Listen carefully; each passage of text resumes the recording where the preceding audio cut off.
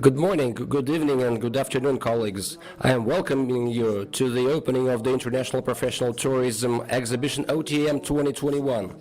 I think that we are all expecting the upcoming season, and basically in terms of uncertainty, it will be even maybe worse than the previous one.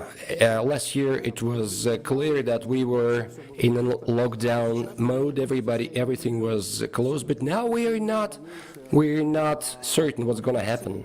Everybody is worried about Turkey, and it's a big interest to read the news from Thailand, and we're looking anxiously at Europe.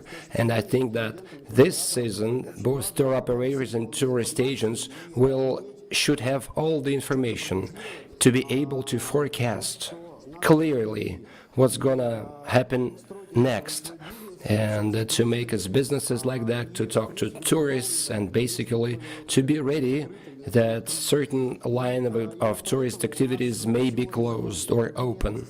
Today, we're having an interesting panel of speakers. We want you to get information not from scarce news that are sometimes seeping over the borders, but first-hand news. I'm having Artyom Chumakov to the left, editor-in-chief of Profi.Travel web portal, and we're now based in the Russian Union of Tourism Industry. Our guests today are Andrei Ignatiev, president of the Russian Union of Tourist Industry, Tom Jenkins, CEO of the European Tourism Association, Oliver Martin, member of the board of Pacific Asia Travel Association, and Yegor Plachov, regional director of Emirates for commercial operations in Europe and Russia. I'm welcoming you, colleagues. Hello. And just a few words about the exhibition. From here up until the 30th of April, there is a big curriculum, business and educational curriculum, more than 50 hours of online news from 14 countries. It's clear that OTM was attended by many more participants, but 14 countries is not too bad.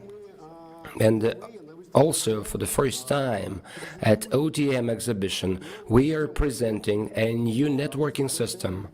The OTM exhibition is going to be the first among the Profi.Travel exhibitions where we launch Profi.Travel. This is our first night, I would say. It is adapted for tourism business and for Russia, but it's later from Alessia Oleynikova.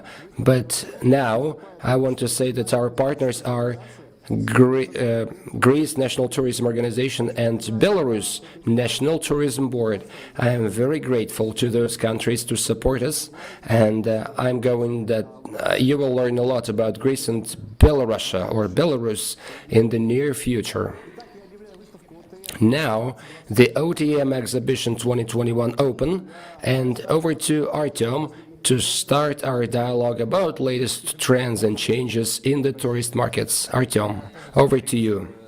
Hello, colleagues. I welcome you to that OTM Summer 2021 exhibition, and we are going to talk about the changes that are impacting the market, the season of this year, and to see how it's happening, what changes does the future hold for us. We have asked 356 travel agents to learn how they respond to the upcoming situation. So let's take a look what happens in the end. The results are pretty interesting. So our live program is called Let's Go, as Gagarin said 60 years ago, and I hope that we will be going this summer. So let's look at the survey. We were asking tourist agents, 357, it was in the early March. Were they sending over tourism abroad? So that's what happened. Basically, more than 90% of them, they are doing that despite all, misgivings, or despite the fact that in March there were fewer countries opened. 35 countries are pretty cautious. sorry, 35% are relocated, but that's pretty normal because, good God, they have seen all those, how to say, tests in 2020, and if they are still alive in the tourist industry, they have been doing a good job.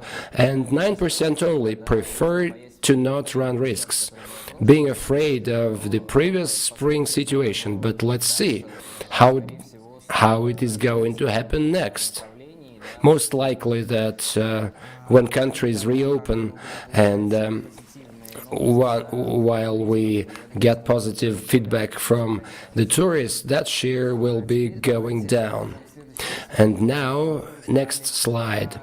We have learned what are the destinations for this year tourists. So these are the requests that the customers are leaving.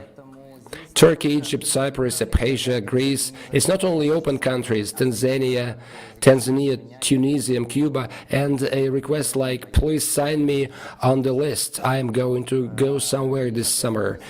Montenegro, Georgia, Mexico, Croatia, Armenia, Serbia, South Korea, and Morocco. Okay, Turkey is a leader 100%. It's clear that the country which is open, no lockdown, it's easy to go there.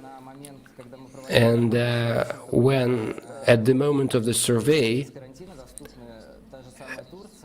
Turkey was available without lockdown, Tanzania as well, but they have a limited number of hotels. Cuba, there was some negative feedback first about lockdown, about self-isolation of tourists with the confirmed cases of COVID. But you can see the diagram. And Egypt is number 2. There are limited flights that has been there for quite a while. We can only fly from Moscow to Cairo before March, from Moscow to Cairo. But Egypt is not having issues despite that thing. Well, it's not easy for tourists to go because they have to go to the capital city first and then 5 to 6 hours by bus. But still, Egypt is taking the second place. What does it mean? It means that if the country is open without any quarantine, those issues like direct, indirect flights, or it's number 2. It's not the first priority. For mass tourists, those who go to tourist agencies, they value, how to say, they are impacted more than by COVID cases rather than flights or something like that. And that goes without saying that why Egypt is head and shoulders to other countries. You can go to Istanbul, to Minsk, but still, speaking about tourists for OTAs, they prefer packages. Egypt does have tourist packages, it's clear. And the price, value for the money, of course. It's clear that versus Cuba, it is evident why Egypt is in the second place. And it is also amazing that back in 2019, before the pandemic, according to the social networks, Egypt was not even in top 5 of the most wanted countries to visit. And we're now watching how important it is that countries, whether the country is open or not, how important is that. So we're getting back to that slide later. I'm sorry, it's in Russian only, but let's move on. Next slide, what prevents from booking overseas tours? And the answer is first answer, no charter flight, 66%. Number 2, high prices for a tourist product. If we recall the previous slide where Turkey was on the first place, lots of charter flights are booked for Turkey. It's clear why Turkey is number 1. So let's imagine that what happens if such charter flights are okayed for Egypt. There is some news today, but Egypt, no, it's hard. Cyprus and Greece. Okay, if we get back to the slide, we Cyprus number 3 and Greece is number 5. It's also clear charter flights are being awaited, and it's, how to say, it's also evident for Russians. And Tunisia. Tunisia is number 7, also is a good contestant for charter flights. It's pretty obvious. But basically, judging by the table, you can see that a good application, spoken quote-unquote, is from Montenegro. It's in the middle, and Georgia as well. 14%, Montenegro is 20%. Georgia is a little bit dark horse.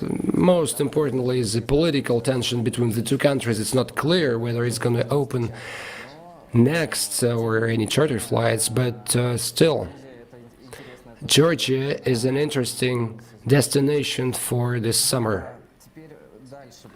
Now, let's move on. Next, third answer is lack of assurance in good conditions for rebooking if the tour is not going to happen because of the pandemic. Number 3, 60%. Number 4 is a lack of information about the time when the country reopens. 57%. Number 5, no direct flights. Number 6. Third place, again, lack of assurance in good rebooking conditions if the tour did not happen. It's a good answer. Again, it's an important answer that we have to pay attention to, both outbound and inbound tourism companies, because the ball is on the sending tourist agencies, but colleagues, you have to know that we have to talk to each other. We have to agreed between ourselves and to sort out those issues to the maximum, to rebook, to postpone, to delay payment or something, to transfer, because it's scary. Number 4, a lack of information about the time when the country reopens.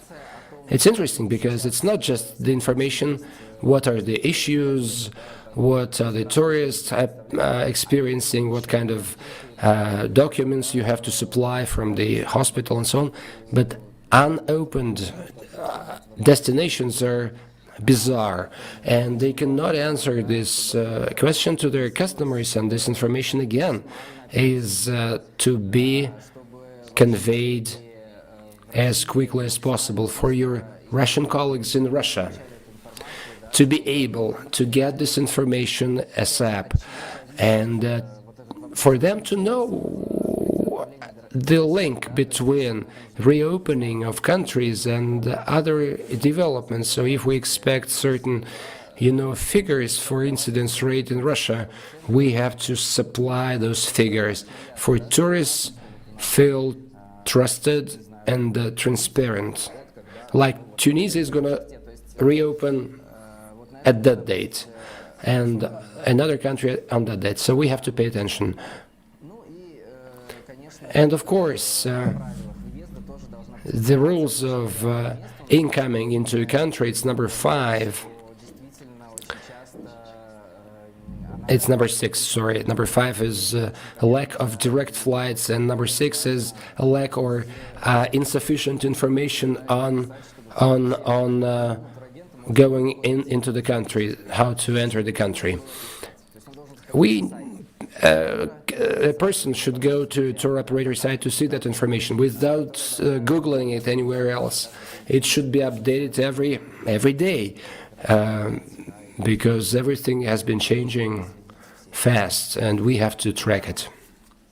And miscellaneous number 7. And next slide is new wishes of new tourists.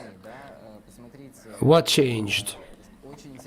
Look, very interesting response. Number 1, the tourists stopped getting interested about foreign foreign destinations. They're now interested in any open countries. It's a good insight to activate your promo campaign. A country reopens, you augment your promo campaign, and it gives a maximum effect. So now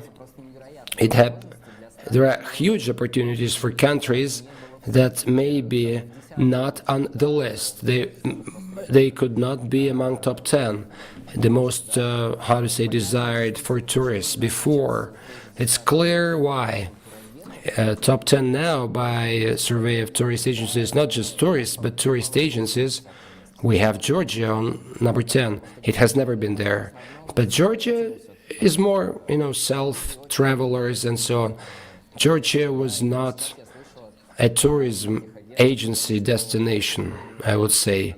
But now, huge demand for Georgia in Soviet Russia because it's open and you can go there, and those who have never done that, they of course would.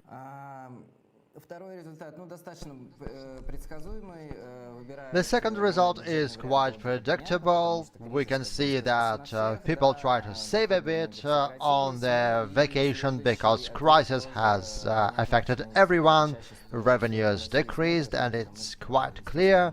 And we understand why people from Russia want to go within Russia, because many destinations are closed. What's the fourth result? Tourists are willing to open and discover new destinations, which are not habitual for them. And this is a confirmation of what happened with Tanzania, for example, because many Russian tourists went to Tanzania. And actually, this is the first time in history there was no such huge flow of tourists to Tanzania from Russia. And this year, it is the readiness of a destination to welcome Russian tourists that will play role number one. And the fifth place, that's also a pretty interesting result. More and more tourists prefer their own car and not tourist buses. It's clear why this happened. That's because many tourists went on a vacation within Russia, but also there is a much bigger flow of tourists from Belarus to Russia using their own cars. This is our next slide. It's also very fascinating and unusual. Tour agents say that they don't have enough information. So I turn your attention once again to the fact that we need ongoing communication with tour agents. 65%, more than that, of tour agents are willing to study, to learn, and they turn their attention to unusual destinations such as Tanzania, which means that the booking market of tour operators who only use one or two destinations are disappearing. It's only 19%, and other tour agents have a lot of destinations, so the market has shifted. And you can see that a lot of tour agents are ready to learn. A lot of them are lacking information, so colleagues, business communication is paramount.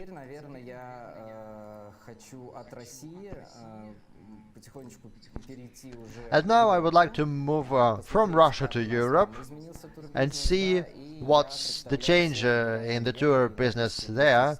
And I welcome the CEO of the European Tourist Organization, Tom Jenkins. Hello, Tom. Oh, good afternoon and good morning from here in London.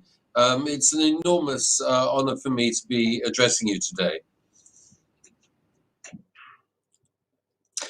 As has just been said, I'm the Chief Executive Officer of ETOA. ETOA is very much an organization for its members. We're a membership organization, and our principal members are intermediaries. These are the scheduled tour operators who bring people into Europe from throughout the world, the wholesalers who are largely based within Europe, selling Europe as a destination again throughout the world, the online travel agents and online distribution companies, many of whom I know will be watching this event.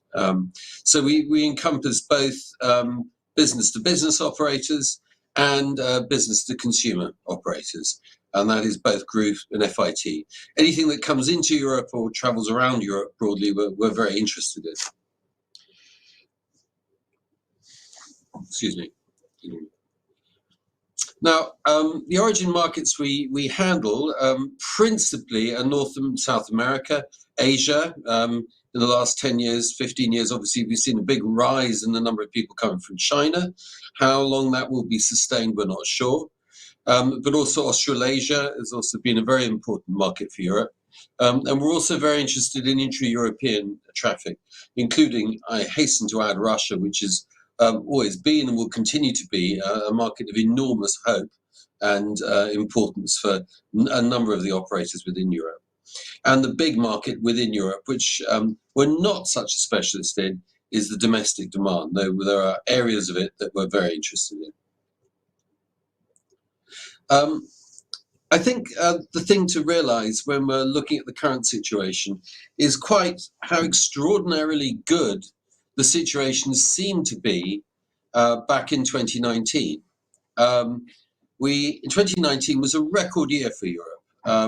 We saw 745 million international visitors coming in, and that was a 4% increase on the previous year. So we were dealing with massive numbers of people, and the principal problem that we were asked to address as an industry was over tourism. Even more than sustainability, over tourism was the discussion point in 2019. We were told, and I think we were told incorrectly, that the great threat posed to Europe was by tourism and the excessive numbers of tourism coming into Europe, particularly in destinations like Barcelona, Venice, Rome, and slightly smaller places such as Dubrovnik. We were just told that this could not carry on. This included 37 million arrivals from the US. And the weird thing is that if you actually ask the Americans how many people left the US, they said 17.2 million. This discrepancy between 37 million coming into Europe and the 17.2 million leaving the United States is due to the fact that a huge proportion of these people visited more than one country and were thus counted twice. The interesting thing about America, more than Russia, far more than Russia, is that they come into Europe and they see Europe as a unified destination and visit more than one country. And in this, the Americans are conspicuous in wanting to cover a lot of ground very quickly. And in this, they're not unusual. I mean, a lot of long-haul tourists fall into that category.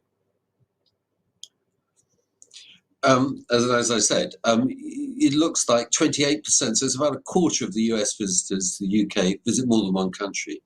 And I just raised this because from a Russian point of view, if you're wanting to get more American visitors, and I imagine everybody wants more American visitors, it's very important to try and find out ways in which you can combine yourself at comparative speed with other countries. One of the great weaknesses of the UK at the moment as a destination is that we require really quite difficult to obtain visas, and I know this applies to Russia, but it also applies to such markets as China and India, for people who want to come here. And these people coming in really want to do the UK together with Europe, or they want a Schengen visa as well.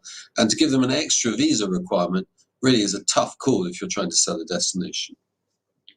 This I know you're very familiar with if you're doing Russian outbound traffic. The great irony was 2019 was great. 2020 was going to be even better. The members of Europe Inbound was really thinking in terms of growth of up to 10%. Some were even saying 15% better than 2019. It's going to be a boom year. We know, you know, that the reality was a disaster. the drop was about 95% in volume from an inbound point of view. There was mass cancellation and postponement of trips. The companies just went into hibernation. And there is real concern about long COVID for tourism industry and the service economy which it sells. We are very concerned as to what the economy is going to look like when it emerges from COVID. And when that is happening, we don't know, of course. So I'll get onto that in a second. What will 21 be like? We did a survey of our members, rather like you've just done a survey of with a group of respondents. It's quite interesting that there's been a gradual sort of a loss of determined optimism. You will find that in October 2020, when we did a survey of our members, they said that 2021 would be about 45% of 2019. This would normally be regarded as a catastrophe, as you know, but in fact, it's now starting to look quite good, because in January this had declined to being roughly a quarter of what we were expecting or what we experienced in 2019. And in March, last month, we did a survey and it's gone under a quarter of what people were expecting in 2019.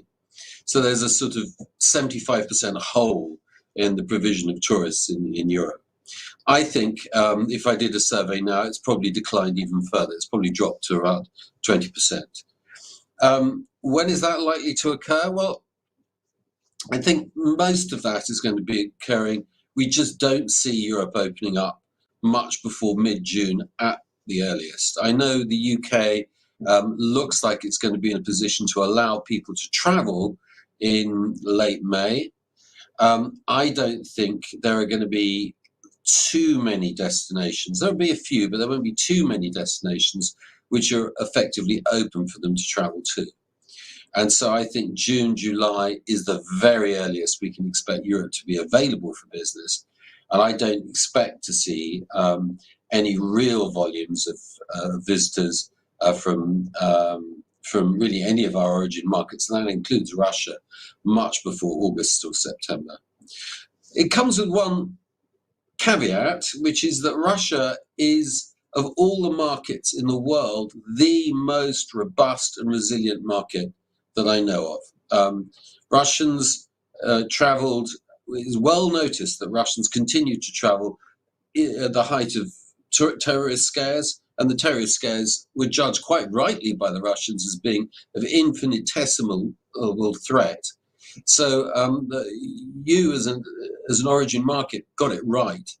And I know that, and listening to the presentation earlier, that you will be really important to your core destinations like Turkey and Egypt, who really treasure your custom, and they rightly do, because you are one of the most reliable customers you can possibly have. Those of us who can see sudden swings of 95% in demand knows the importance of it.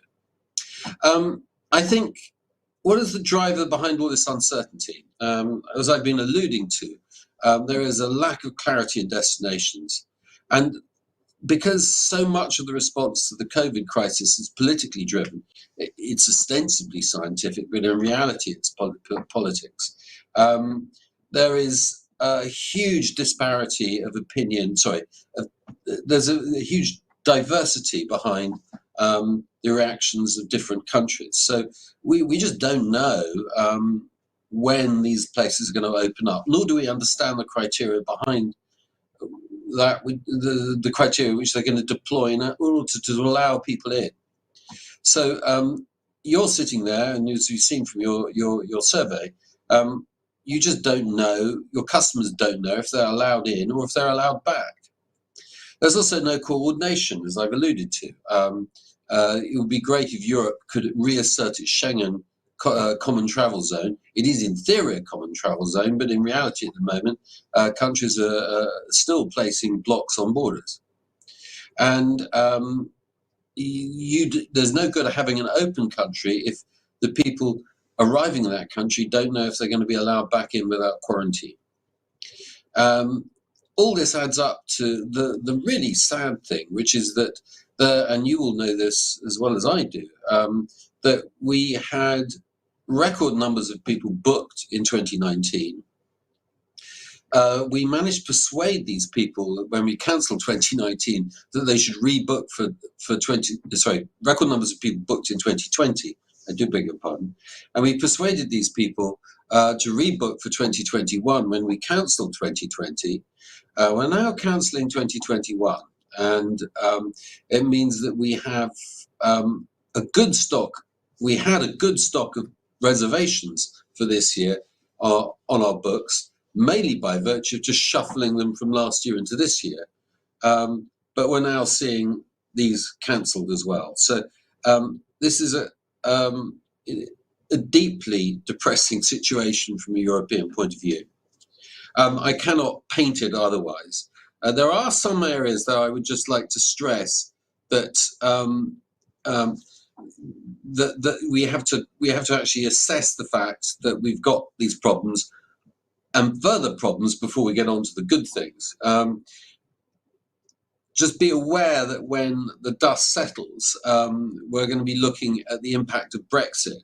Now, Brexit seems a very UK-centric problem, but don't forget that the UK will now be outside the common travel area. And you think, and you will be very, very familiar with the experience of Russians arriving in the European Union as a non-member of the EEA. That queue will suddenly get a lot longer if the British, who will be treated as non-members of the European Economic Area, are in that line as well. So you're going to find yourself in a line with, in some ways, the most important inbound market for Europe, certainly in terms of numbers in a lot of destinations. And this will cause problems at borders. We await to see how these problems are solved. It's in every country's interest to solve these problems, but at the moment, we're looking at quite an extensive line to get into places like Greece or even Spain. There are going to be problems with VAT, and just at the borders with the UK, they haven't put any staff in position to handle any of the extra bureaucratic demand. I think we also don't know what the damage is caused by lockdown. A lot of problems we've got are hidden by the fact that everyone's shut. When people start opening up again, we're going to see some real issues, particularly in terms of intermediaries. But there are areas where we ought to be positive. And I don't want to leave you feeling completely negative here.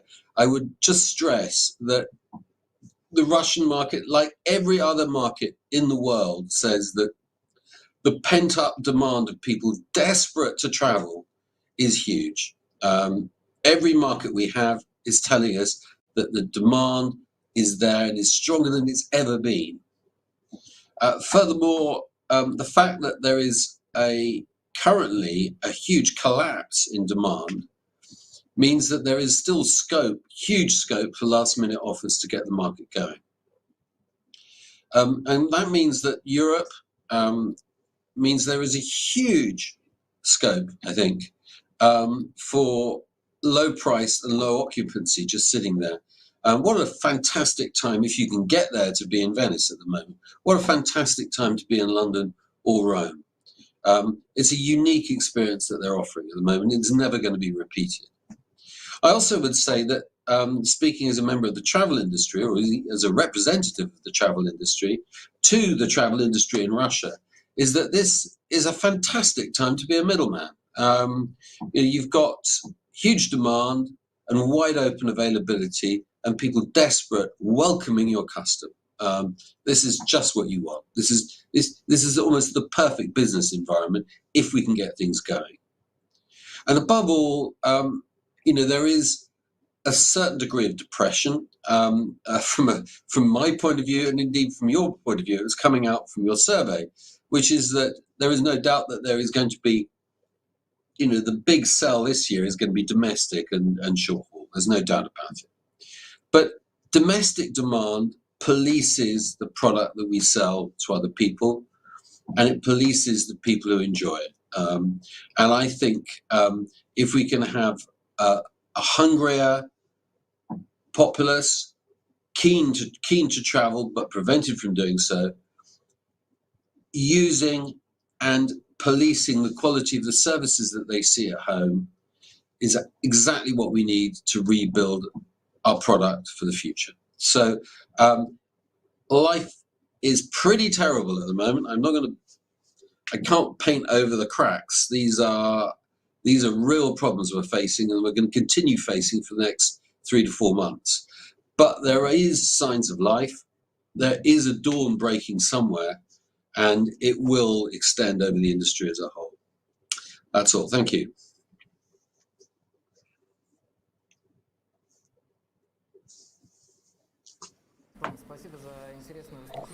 Thank you, Thank Tom, you very for much. a very interesting presentation. So I may have a few questions for you. COVID passports. There are lots of discussions going on now, and somebody say that it's just a deterioration of human rights, but the others think that without such passports, the tourism would never be reopened. What do you think? What is your opinion about this? And what is the potential of your opinion to be included, Russian Sputnik V to be included in the official vaccine list? These are two separate questions. The second one, all I can tell you is that I hope, sincerely hope, that the Russian Sputnik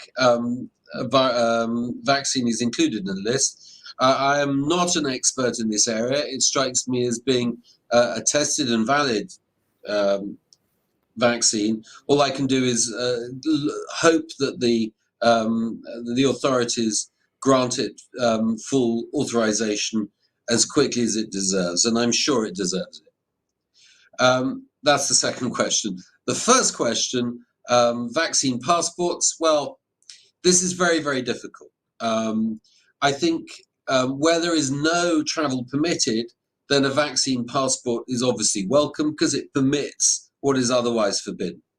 And we're not unfamiliar at needing yellow fever vaccinations to travel to certain areas of the world. So it's not unheard of. I would just caution that, one, it's very unlikely to be allowed by destination markets if exceptions are not simultaneously allowed.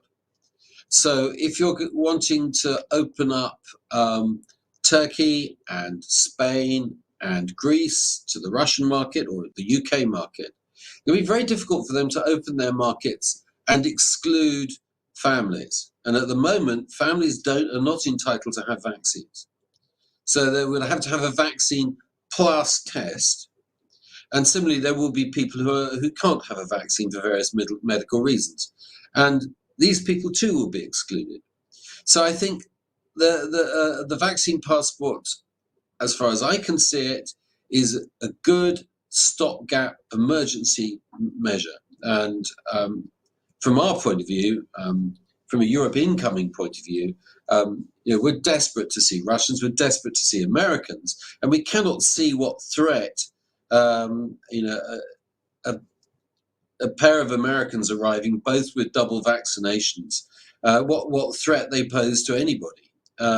Nevertheless, it's a very, very expensive and dangerous road to go down. Not so much to do with human rights, it's just to do with what we as a tourism industry ought to be doing is making things as easy as possible for people to move around. A vaccine passport, rather like a visa, does not make it easy for people to move around. It makes it more difficult.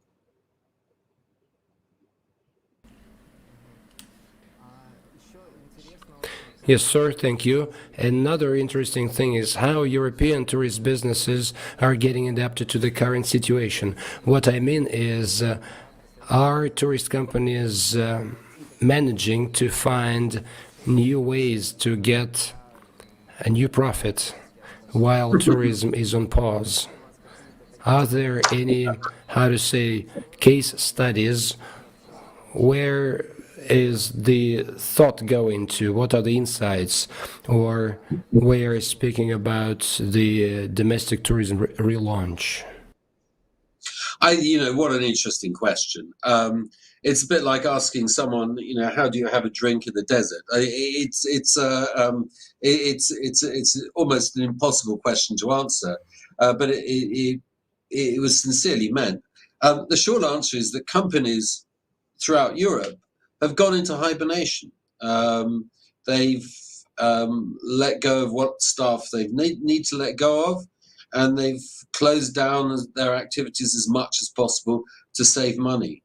If you are a tourism business and there is no tourism, you cannot be in business. It's by definition. Now, some of them may have resorted to other activities to feed themselves. They may have become delivery drivers or farmers or something, but this is not a tourism activity. At the moment, we have to face the fact there is no tourism. There might be a bit of domestic tourism coming up shortly, but again, this involves different disciplines to inbound international tourism. Looking from the point of view of France or the UK or Italy, domestic tourists do different things from foreign visitors. I don't see London, for example, with its huge stock of 4- and 5-star hotels, being filled with UK visitors. This is not going to happen. The same applies to Paris. And if you look at big shopping areas like Oxford Street in London, 50% of the turnover of Oxford Street is foreign visitors. And this is not going to be replaced by domestic visitors. So, the domestic tourism, as I indicated in my presentation, is interesting because domestic tourism largely provides the service economy that people come to enjoy, but it's not going to prosper. It will survive, but it won't prosper without foreign visitors.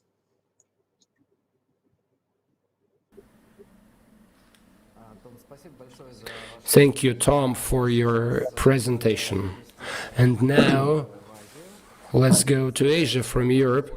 And I'm going to introduce Oliver Martin, Executive Board Member of Pacific Asia Tourist Travel Association, PETA, and partner at 2031.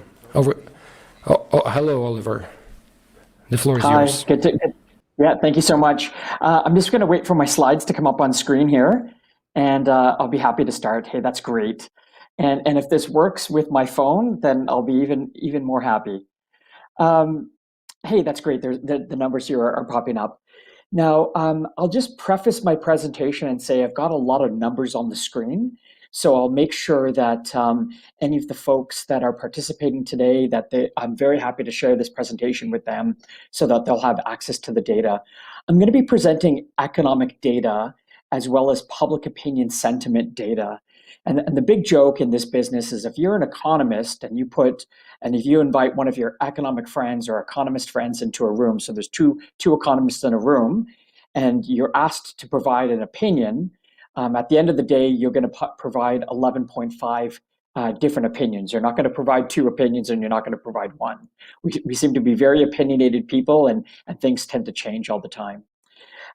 So I'm only saying this to say numbers do change, and they change over time. And I think the big learning with our industry over this last 15 months dealing with COVID is that things very much do change. This screen here is a bit of a scary set of numbers. On the left-hand side is the growth in tourism since the year 2000, so 22 years. And you'll see for all intents and purposes at the international level, tourism did positive. We had positive growth, a few exceptions to the rule. September 11th, the terrorist attacks in the US, the 2003 SARS crisis, which affected parts of North America, Canada, where I'm from, as well as Asia Pacific, and then the economic crash of 2009. But generally speaking, tourism rebounded immediately within 1 or 2 years. At the end of this graph, you'll see 2020, and we're tracking at around an 80% decline in international tourism. So it's very much unprecedented in terms of our industry. What we do know in terms of how this has affected the industry and consumers, First and foremost, it's this heightened concern of safety and security, both as a barrier in terms of where you want to travel and if you will travel, and as well as a motivator in terms of perceptions about where you can potentially travel. If people have some level of confidence in the health and safety aspects of the tourism asset, the hotel they're visiting, or the destination, if they have low rates of COVID and high levels of the vaccine, then they're more motivated to travel to that destination. I've been in this business for 20 years, and I can tell you with confidence that this is the highest I've ever seen these numbers in terms of concern of the average international travel consumer for safety and security concerns.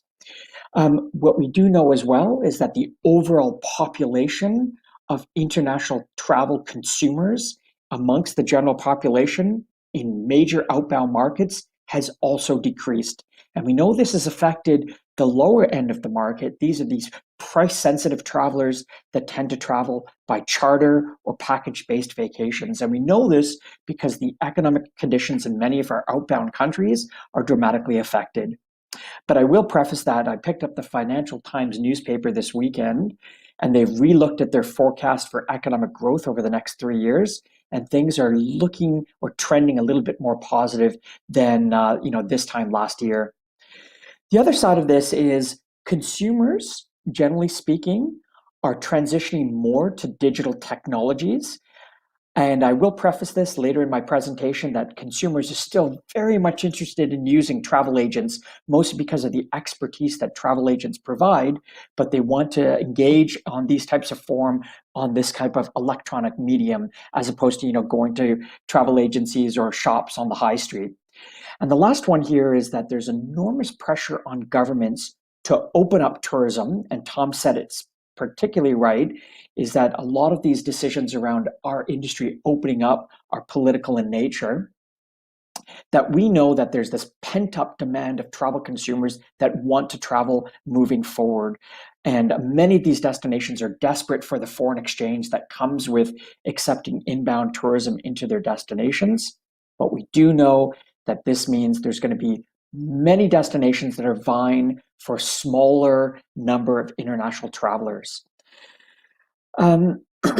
This chart here shows the decline in total international tourism volumes. So the size of the international outbound tourism market. And generally speaking, you're looking at anywhere between a 4 to a 16% decline in the absolute universe of international travel consumers. So this is pretty major. Many tourism businesses, many tourism destinations, products and services are competing for that smaller audience group. This will eventually change, but it's going to be with us at least for the next 12 to 36 months. And I'm going to be presenting some data that shows the tourism forecasts. These numbers here are search for international flights by the average international consumer. And you'll see that we saw this dramatic decline this time last year when the prevalence of COVID was going around the world, that many jurisdictions were going into lockdown, and that there was a lot of this heightened concern around safety and security. Will I catch the virus? Will my insurance be valid? Will I have to quarantine? A lot of those were questions in place, and things started to pick up in July and August and the fall of last year, but they've stayed relatively stagnant, and that's because Europe, large chunks of Latin America, parts of Africa have gone into this third wave of the COVID pandemic. I'm actually Canadian, but I'm based in Berlin, and right now we're dealing with our third lockdown in the last 12 months. So this has put a lot of pressure on consumers. And at the same point, too, a lot of consumers are not necessarily looking at trying to plan now, but they have this latent interest and this pent-up demand to potentially travel later. And so if you look on the right-hand side, it shows the decline in bookings. And again, we've looked at Asia Pacific, Europe, the Americas, Africa, and at the world level, we're looking at around a 90% decline in forward bookings. Now, how does this compare in terms of forecasts for the next couple of years? And we've got three scenarios at the Pacific Asia Travel Association, or PATA, that we have been looking into. And this is based on an econometric model. The three scenarios are a mild recovery, a medium recovery where things will still start to dramatically impact our industry, and then a severe recovery, meaning things will really not get back to normal or those 2019 numbers anytime soon. So we're tracking these three scenarios, but over and above, we are looking at the end of 2023 before we see a return of tourism numbers back to 2019 levels. So that's pretty dramatic. We're going to see pockets of tourism. I know at the beginning of this presentation, you were showing results of your travel industry survey. And again, we've got our wish list of destinations we want to go to. But overwhelmingly, we believe that one thing is going to determine where consumers travel to and when they travel. On the left-hand side, and these are numbers current as of April 18th, and I realize these numbers are quite small, this is absolute vaccination levels for the top 20 countries. And this is the number of people that are being vaccinated in these countries. On the right-hand side are the per capita vaccination levels, so vaccines as a percentage of the total population.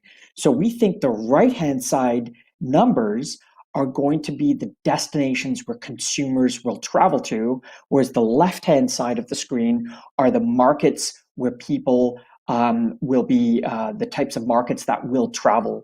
So if you are vaccinated, you have the potential to travel, but where you're going to travel to is largely going to be a factor of the vaccination levels in that host country or that destination country, and if in fact they are open to accept travelers. Do they accept a vaccine passport or a vaccine pass?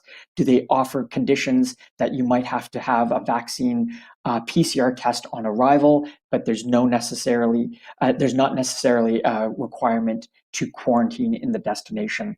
So you'll see a number of these destinations here. They probably correlate to some of those destinations where the travel agent community or the travel trade community is saying that's where we think many of our travelers, our consumers will travel to, because consumers know, they're looking at Google, they're looking at research, and they're trying to determine what the media is saying are the destinations that are potentially open. But forecasts only tell you one side of the story, right? Numbers do change as the economy changes and as geopolitical factors come into play. So I do encourage you to look at the PATA forecasts. They're available on pata.org, and they're very good data points for you to be able to make decisions on, opening up flights, whether or not you should be marketing to consumers, or what sort of products and services that you should be offering as a travel industry professional. But at the same point, we're all humans, and there's many different kind of factors that impact how we travel and if we will travel.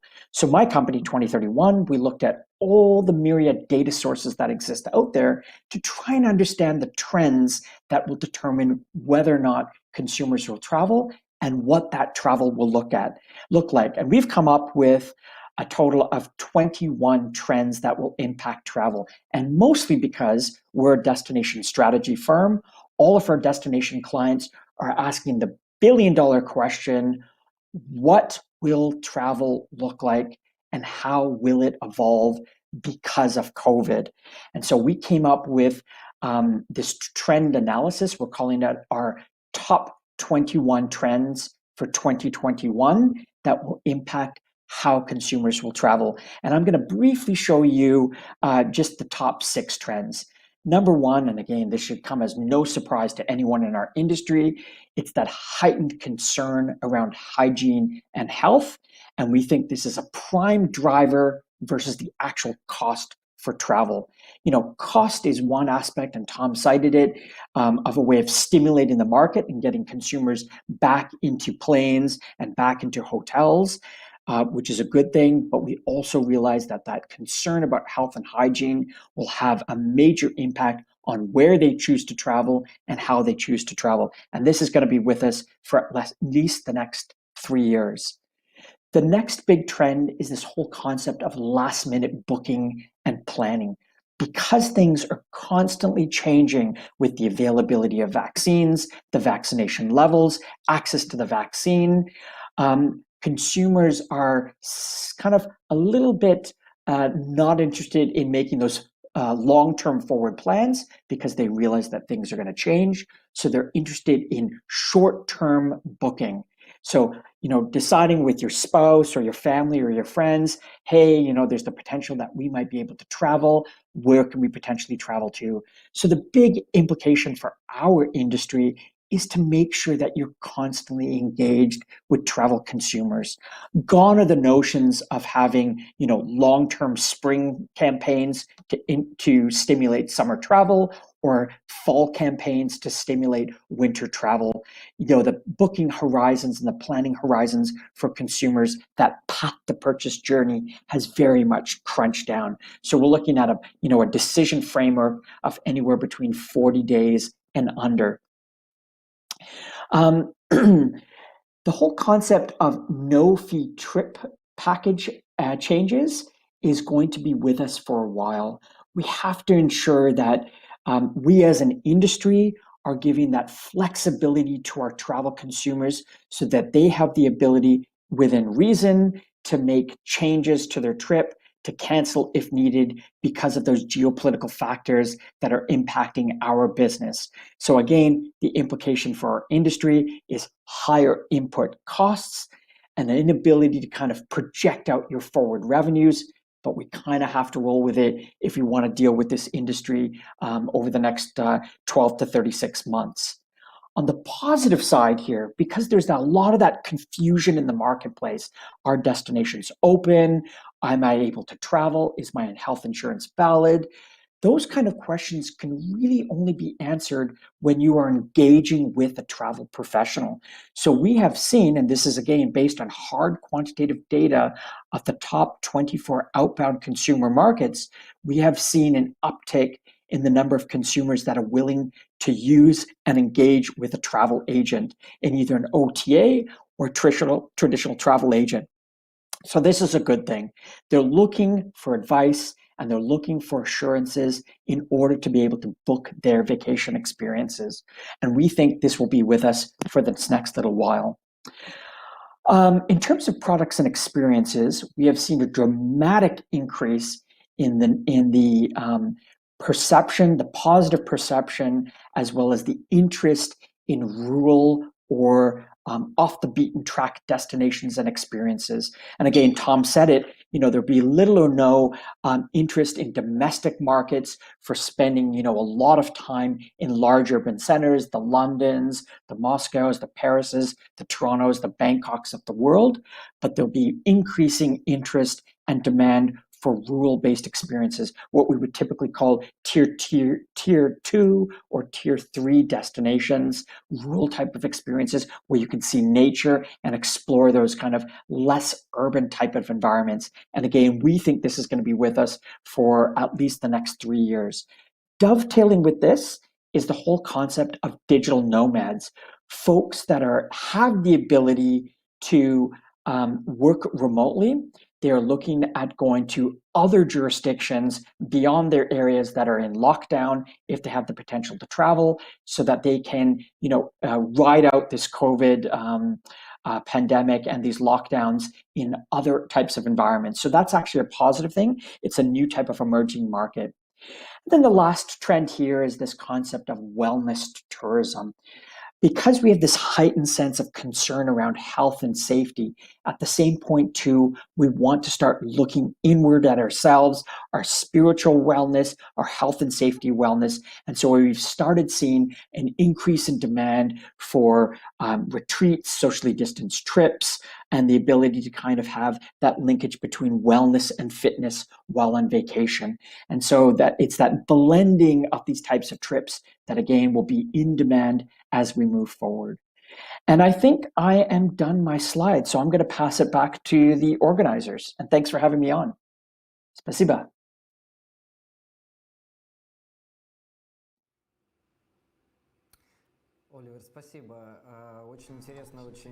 Oliver, thank you very much. This has been a fascinating and very informative presentation.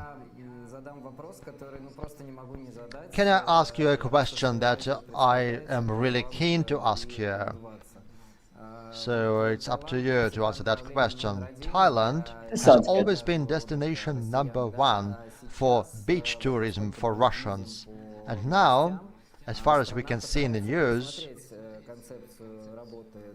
Thailand is trying to review the concept of the tourism industry. They are focusing on domestic internal tourism because there are no options. But what is interesting is that Thailand wants to attract tourists from abroad differently. That is the premium segment, first of all. So, do you think their plans are feasible? And in this case, how will the Thailand market change after this tourism concept is changed in Thailand? Yeah, thank you. So this is a good question, and I'm actually going to interpret it two ways, and just answer it in two ways.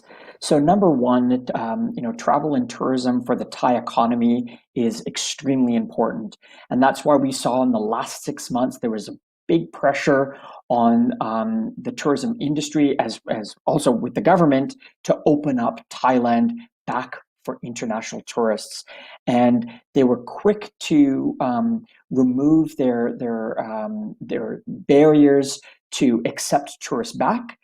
But at the same point, too, the news is showing that Thailand is now back into, a high degree of COVID cases, and they put those restrictions on their border.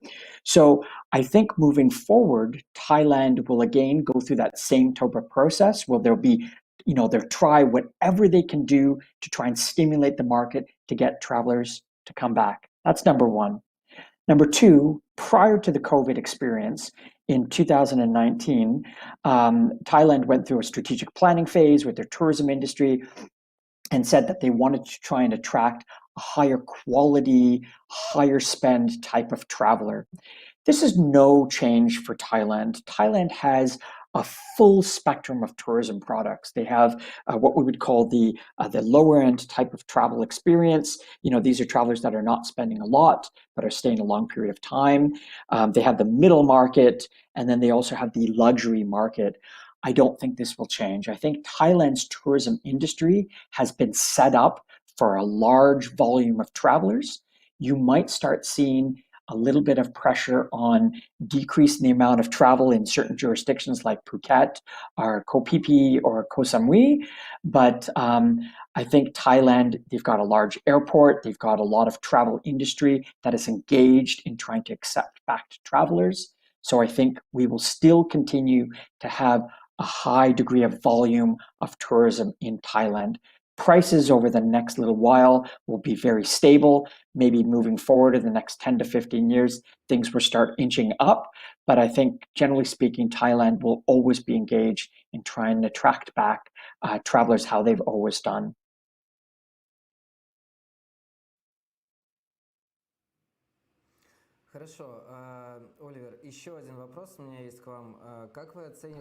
Thank you, Oliver. And there's another question. Travel bubbles, is the system efficient? And do you have any information about the launch of any new bubbles? Are there going to be any launches of new bubbles soon? And are there any bubbles that can include Russia? Yeah, so this is also a very good question. I think Tom answered it indirectly. It's There's many geopolitical factors at play beyond our travel and tourism industry. New Zealand and Australia were quick to lock down their territories. They're at the same point too. They're very um, uh, intertwined tourism economies, and so they've got their bubble. Where I come from in Canada, the Atlantic travel region in Canada, again, those four provinces were quick to lock down their borders and have opened up a travel bubble. At the international level, I don't think we will have. Uh, Actually, let me preface it. I think travel bubbles will be there, but I think the concept and how they actually work, the mechanics of those travel bubbles, will slightly change and adapt as we move forward. You'll start seeing jurisdictions that have a great need for tourism because it's very important for their economies. Egypt, for instance, Greece, for instance, the Maldives, which will do everything in their power to try and make tourism safe for their resident populations as well as for international travelers. So I think we will start seeing these bilateral bubbles, and definitely they will ensure that they are including in major outbound tourism markets, including Russia.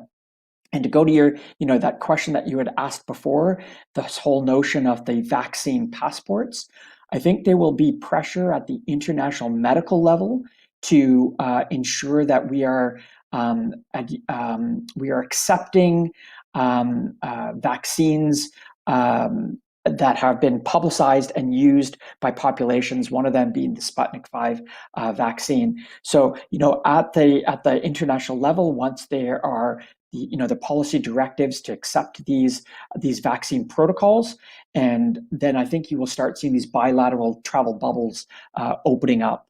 And again, we've seen this the last 6 months. Jurisdictions like Egypt, like Greece, like the Maldives, like the Seychelles, that have been willing to open up their borders and accept travelers back. And I think they will be very open to accepting Russian travelers.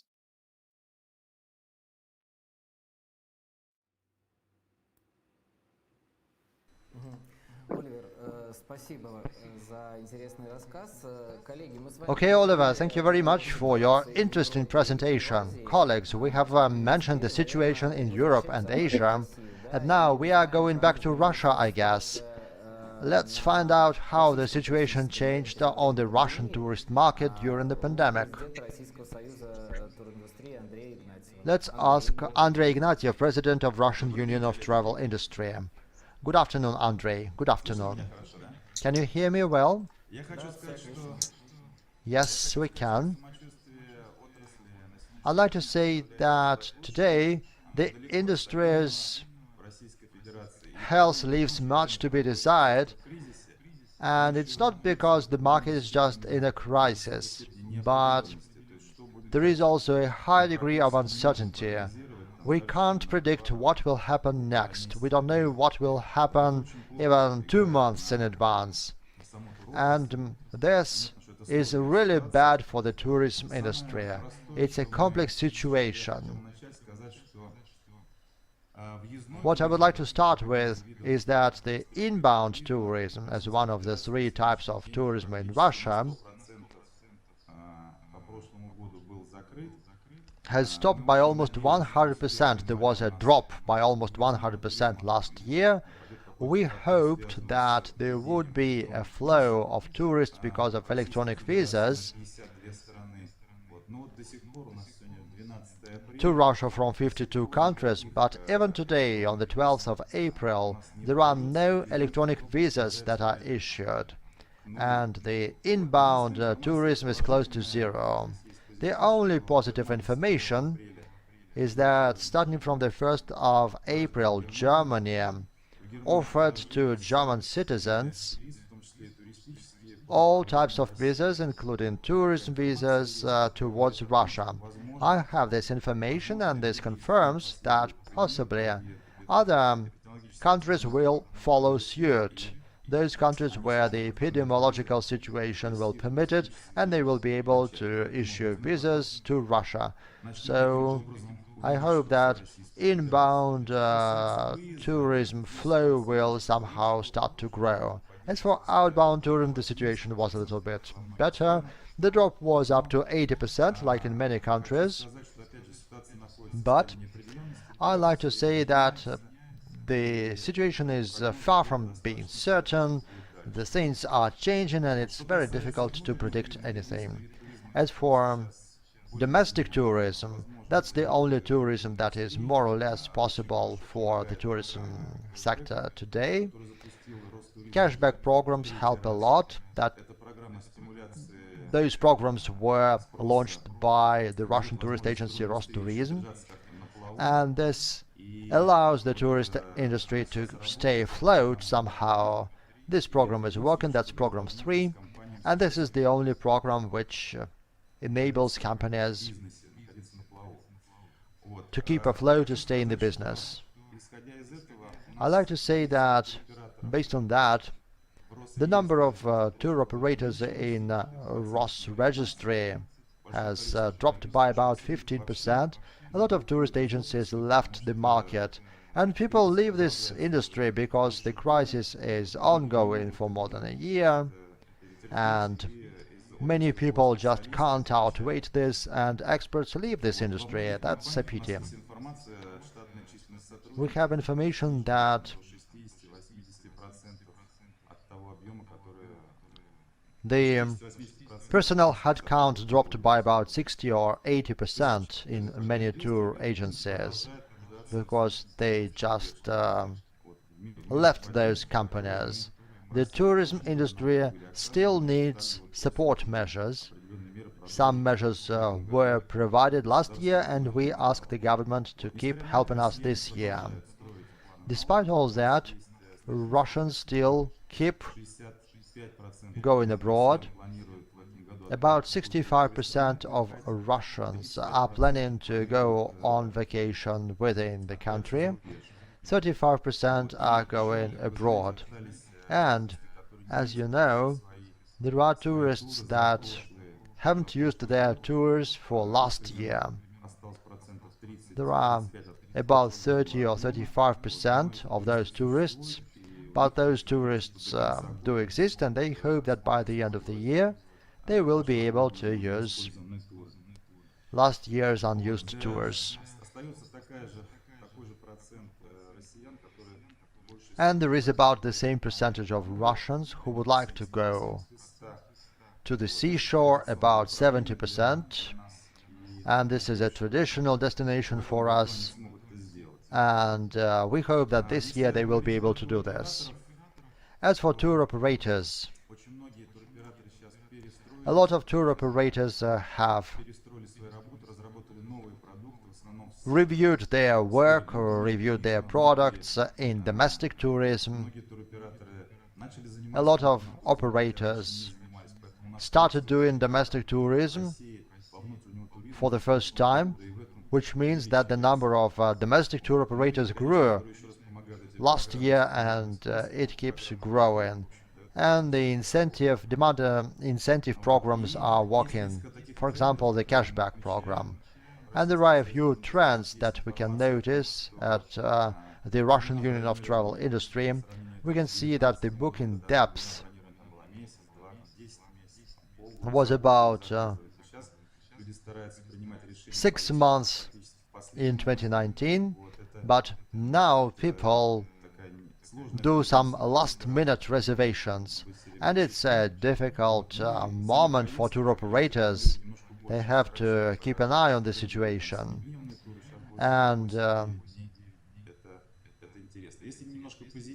right now the programs are changing a bit. On the positive side, people keep asking professionals, tour operators and tour agencies in percentage, because now it's important to be in touch with your agent all the time in order to get updated information in the context of lack of stability, which is why the role of professionals keeps growing. So that's the positive side. A little bit about forecasts. How do we see it this year? Today, about 30 countries are ready to accept Russians, but actually tourist flows only go to 5 to 7 countries. First of all, it's Turkey, Tanzania, United Arab Emirates, and the Maldives, Greece, with some restrictions, Cyprus and Cuba. If there are any difficulties with the massive outflow to countries such as Turkey, I hope that maybe some other countries will be offered, because right now there are a lot of reservations to Turkey for the May holidays. For summer there are a lot of stop lists, and there are people who have already fully paid those tours. And if the situation is going to deteriorate with Turkey, then I hope that there will be people who will stand in the line to use their unused tours. It all depends on the final decision of how to fight COVID-19. Talking about the situation in general, the main trend of the next season is domestic tourism for Russia. As I said, more than 65% of Russians have already decided, or at least are planning, to visit, to travel within Russia. Right now, we have a little bit more interest to non-mass tours because massive tournament is now called unsafe, and a lot of people choose tourism where there are few people, like kayaking or horse riding with adventures, and car tourism has become very popular. That's when you travel while driving your own car within the country. And there will be some other special tours to retreats, to botanic gardens and so on. And we also know that last year there were a lot of people at resorts, seaside resorts, and the majority of Russians are going to the sea if we talk about Russia, even though people are still interested in cultural tourism and capitals. So there is an understanding that the domestic tourism in Russia will be developing, and there are five-star hotels in the south of Russia, and the internal tourism has been actively booked and developing. In conclusion, I would like to say that there will be no easy season. I would say that it's going to be a repetition of a light 2020 season, given the mistakes that the tourism industry would bypass. So it's like a light COVID 2020 this year. Thank you. Thank you, Andrei, for an interesting presentation. You have listed many interesting trends. My question to you is as following. Now, there is no clear border between tour operators and tour agents.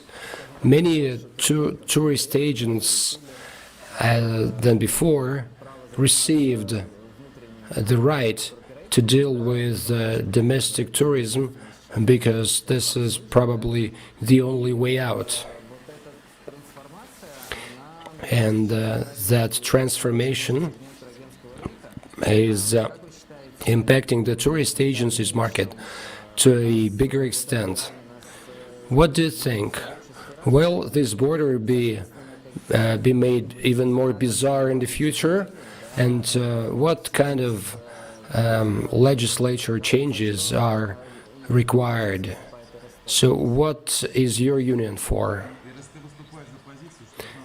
Our union is for more work, more destinations, and more operations. So this is the only way that we are voting for, because those things, the crisis showed that everybody has been trying to survive in such a low market. They're trying to engage customers, to use some unusual ways to attract them. But if, and we will be getting out of that crisis by late this year or in the early next year, as long as the volumes are up, the tourist agencies will do their job and the tourist companies will do their job. I have been working in that industry for 32 years. And I know that everybody should do his business, and it should be like that. It is a little bit disrupted because of the crisis, but it should be getting back to normal when the amount of transportation will get back on track. Thank you, Andrei. And now, dear colleagues, let's talk about transportation, because without that, it is not possible to have any season or to have any tourism traveling. And I would like to welcome Yegor Plachov, Regional Manager of Emirates for Commercial Operations in Russia and in Europe. Yegor, hello. Hello, colleagues. Thank you, Artyom. Thank you for that invitation to be part of your event. It's a pleasure. Yegor, could you tell us what is the percentage of Emirates route network which has improved, and what destinations are most popular for the Russians? We are now flying to 113 destinations globally, including Russia, Moscow. Before the pandemic, we used to have 143. So the difference is just 30 destinations, despite the fact that it's quite a big deal. We have less frequent flights on those destinations than before. Last March, we have 500 flights per day globally.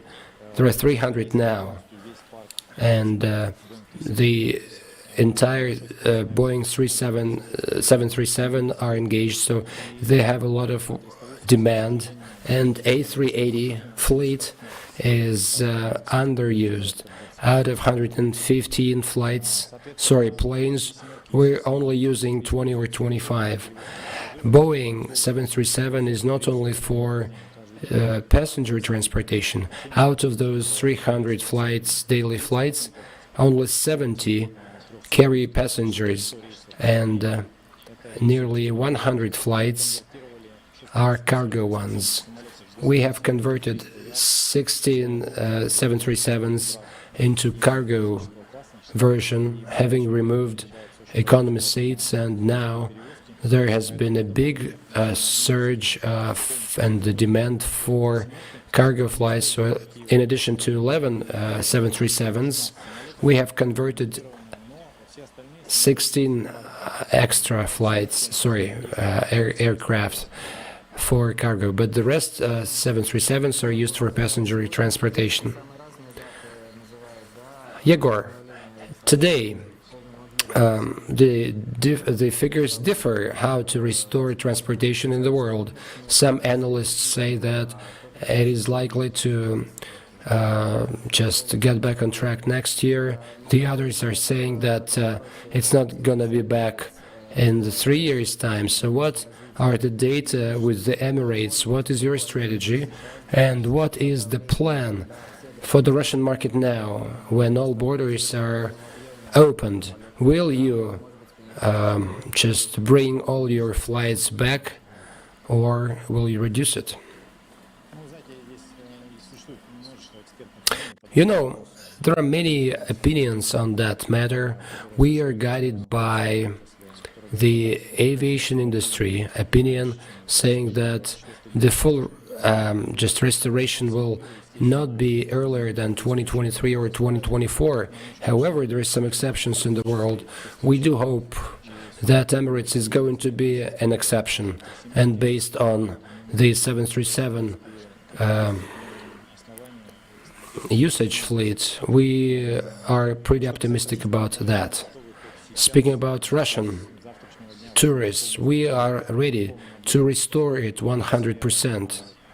Tomorrow, the number of flights and the number of aircraft that we used before crisis. So that question is a regulatory one, to get clearance from Russian authorities. So if we get that clearance, we would be able to restore our flights in full to Moscow and even St. Petersburg.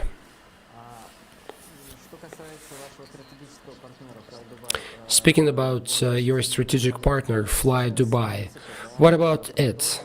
What is the strategy, and will the carrier increase its presence in Russian regions? Answer. Fly Dubai is our strategic partner.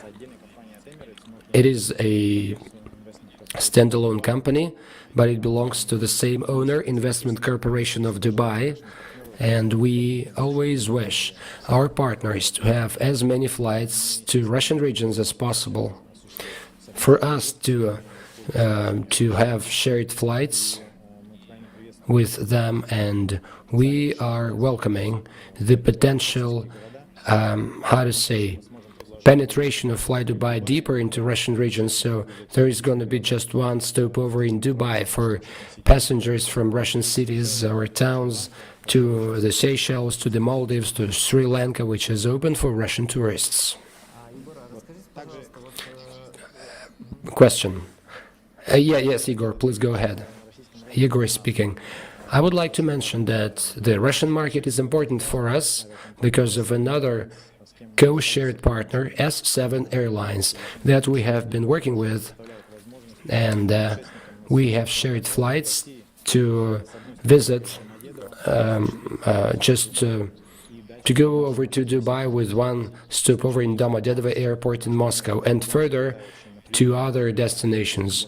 When other flights flying to Russia have a limited number of flights, not daily flights, but more seldom flights once a day.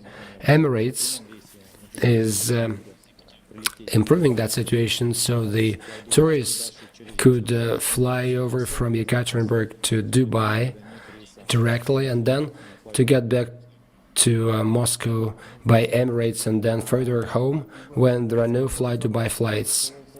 Question. A free Emirates medical insurance that you have introduced. What was that? An image point to retain loyal customers, because it's hard times today for the entire industry. So what was your basis by having introduced that insurance?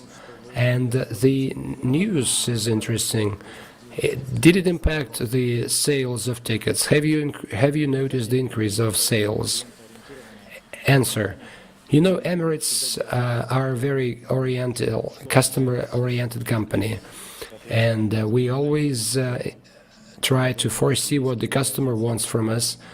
So we know that the COVID risks are to be in a situation when your test proved positive and you have to quarantine into the country where you flew in. So there were some obstacles because of that, and we always we wanted to make our customers' journey as comfortable as possible, and we launched that insurance back in July 2020. It was expanded significantly last December. This is a multi-risk insurance, not only medical insurance, covering many risks, giving you medical insurance up to $500,000, including medical evacuation if necessary. It also gives you a chance to get compensated if you are not able to fly over there because of your health issues or your relatives.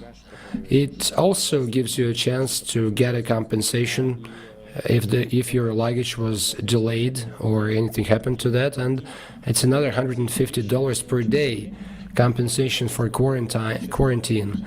So all those things are important for a traveler's journey to be easier to take a decision.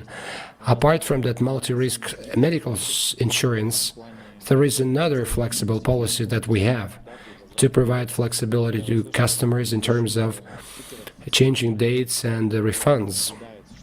Previous speakers have mentioned that tour operators are expected to provide flexibility to customers. Emirates has done that long ago.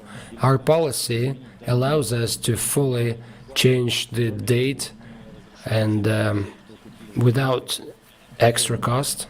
We have also allowed tourists who bought tickets before the 30th of September 2021 to keep their ticket for the upcoming 36 months if they want to use it later. So the customers are now giving maximum flexibility and free insurance to offset many risks, including medical costs. So this is an integrated approach, and it significantly helped us to increase our sales and our passenger capacity. Question, Yegor, how many applications for that insurance you got? Answer, there is a dedicated team. We have an AIG insurance company as a partner, so they provide this set of services for us. The only thing that I can tell you is that the insurance lifetime is going to be increased from December 2020. It means that we are happy with that, because despite the fact that we're paying for the customers, and that's I cannot tell you figures, but I assure you that this is a key element for taking decisions on the side of the passenger to travel, and we will do our best to keep that product in the market as long as possible, as well as our very flexible policy related to refund of tickets and return of tickets. Since last March, Emirates found itself on the ground for a few weeks. So we were in the situation when many customers wanted to have a refund, and we openly announced make an announcement that we had a problem to service our customers on short notice. So we promised to do that before December, so we did it. And if you want to get a refund now, there are new vouchers offered by Emirates, so you can get your money back within 2 weeks' time. Question. Yegor, the pandemic has changed a lot in the market, and it is not only closed borders or grounded flights. It is clear that it's getting back on track soon. The question is when and to which extent. Many now are saying that there is a big chance that the business tourists will never come back. And as previous speakers have mentioned, they said about digital nomads, we could replace it by a little bit, but not much. When everybody goes online, we have to expand and augment cooperation where there is a need for that. What Emirates has been doing in that connection, and did you have more contracts with tour operators and hotels, and are there any plans to increase that number? And speaking about Russia, are there any plans for this country? Answer. Business travelers, this segment has a few sub-segments, I would say. We know that there are maritime vessel crews, people operating on platforms for oil and gas production globally, and that business travel has never stopped, even in the pandemic times. It worked heroically from all sides to make it happen, but it worked, and the volume is there. There are some, trips delayed for some reasons, but those digital nomads, as you call them, Dubai is among the world leaders, because Dubai has made conditions to work in Dubai remotely for any people in the world. And Dubai is second to none in that. Dubai has no lockdown, the infrastructure has been in operation, there are tough measures, people wear face masks, they keep social distancing, and They have to use sanitizers to just disinfect your hands, but the entire infrastructure is there.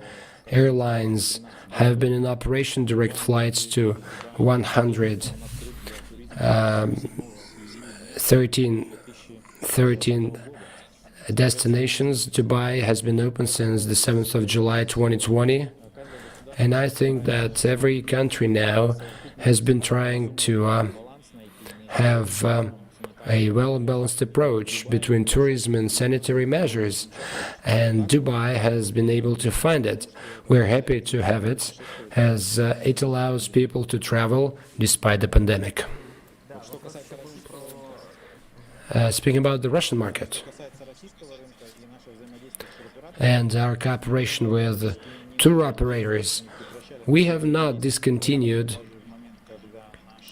our cooperation with the tour operators despite a few weeks of grounding.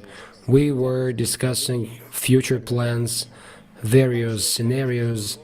We're very lucky to have introduced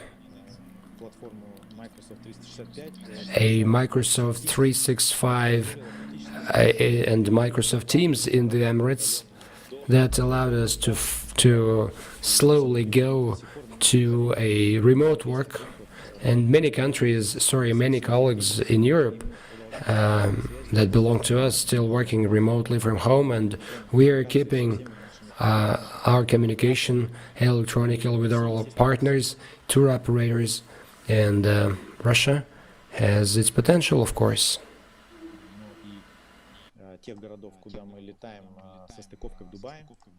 As for the cities where we go with a takeover in Dubai, yes, we can hear you, Yegor. Yes, continue, please.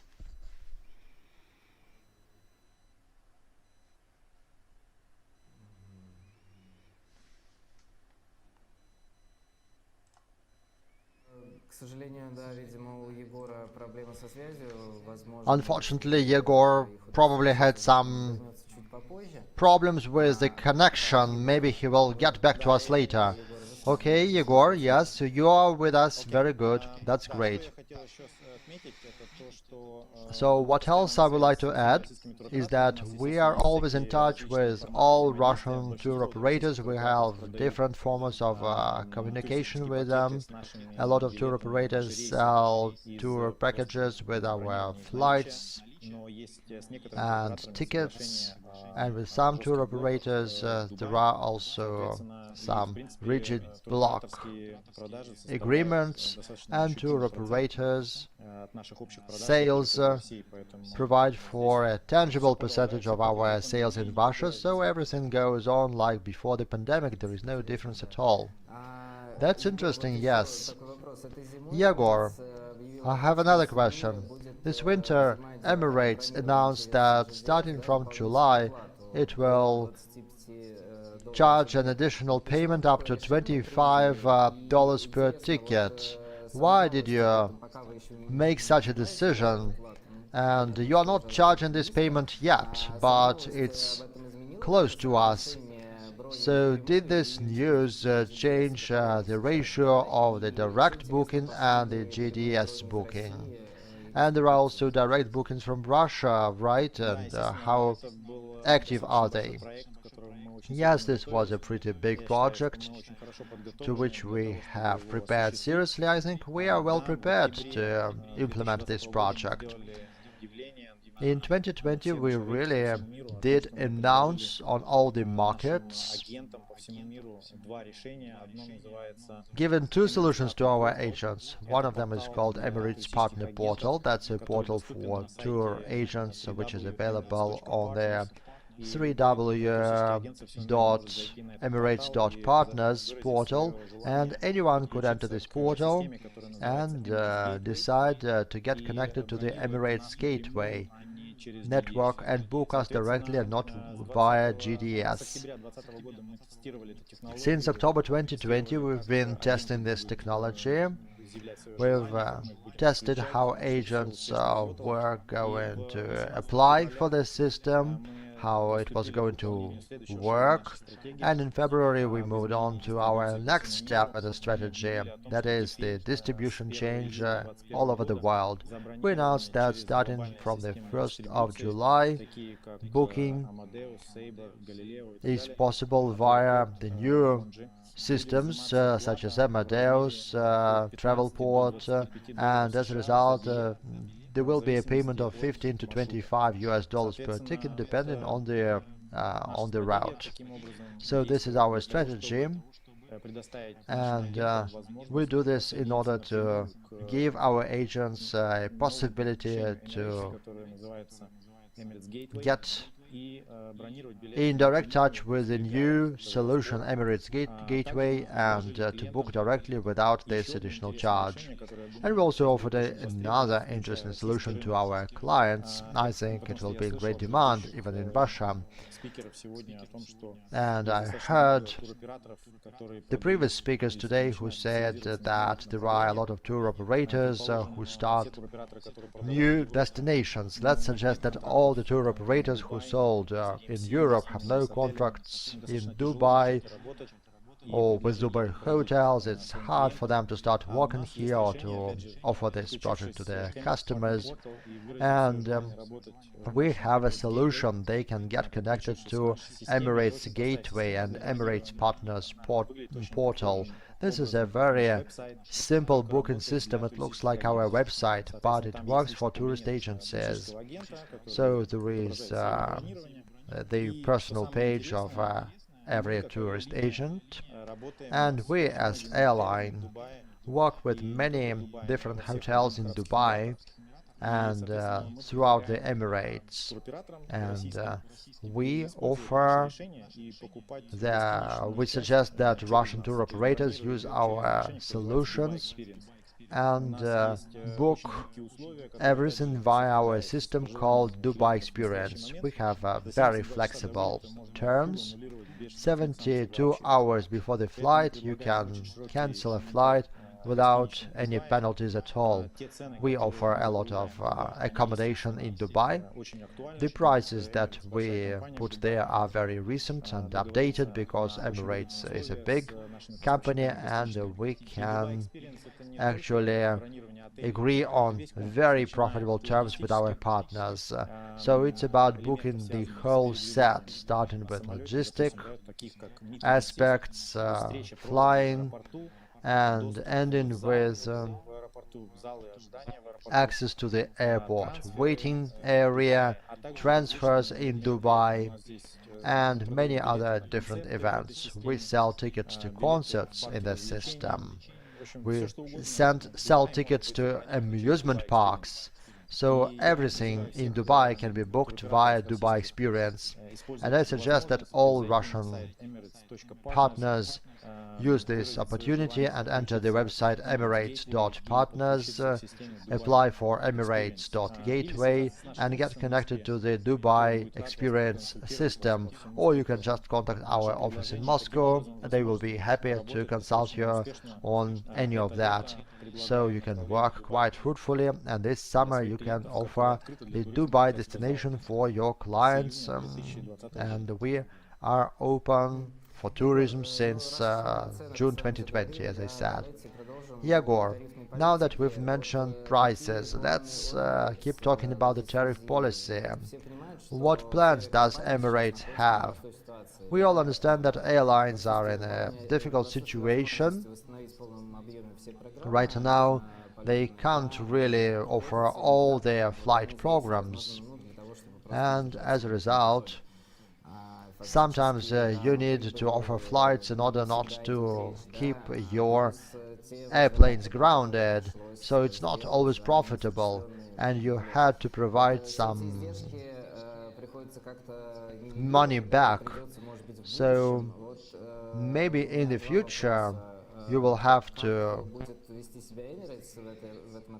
bring the costs up, bring the payments, the prices up in order to make up for those losses. So are the ticket prices going to grow? And what's your forecast? What are the other airlines going to do?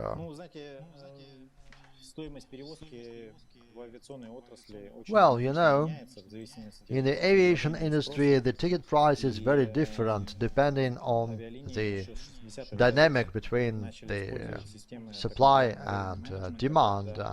And there are systems of revenue management when the price is dynamically changing depending on the demand on a particular flight and depending on how many people are flying with this flight. So here we can talk about the lowest tariffs that are available for empty flights and average tariffs within this flight's life cycle, within the booking system. So what I can say is that all additional sanitary and hygienic measures taken by Emirates now, and Emirates is a leader here. We got a lot of recognition from other organizations who really agree that our level of hygiene and service on board our planes is very high, and of course all this costs money. And I think that tariffs are going to grow reasonably because of all that. But I think that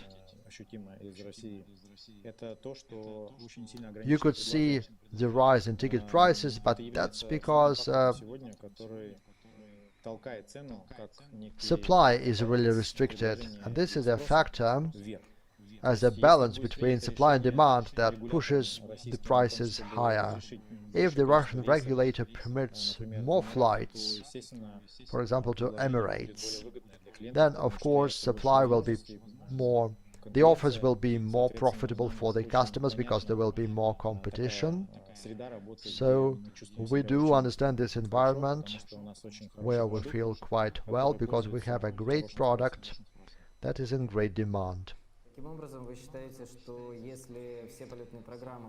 So you believe that if all flight programs are re-established in full volume,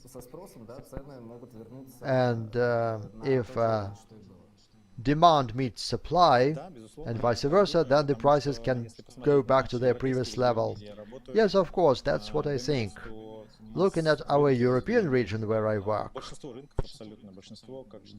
many markets are split between those that have no restrictions for flights, and there are markets where there are some quarantine restrictions, some travel restrictions, recommendations not to travel for tourism and so on.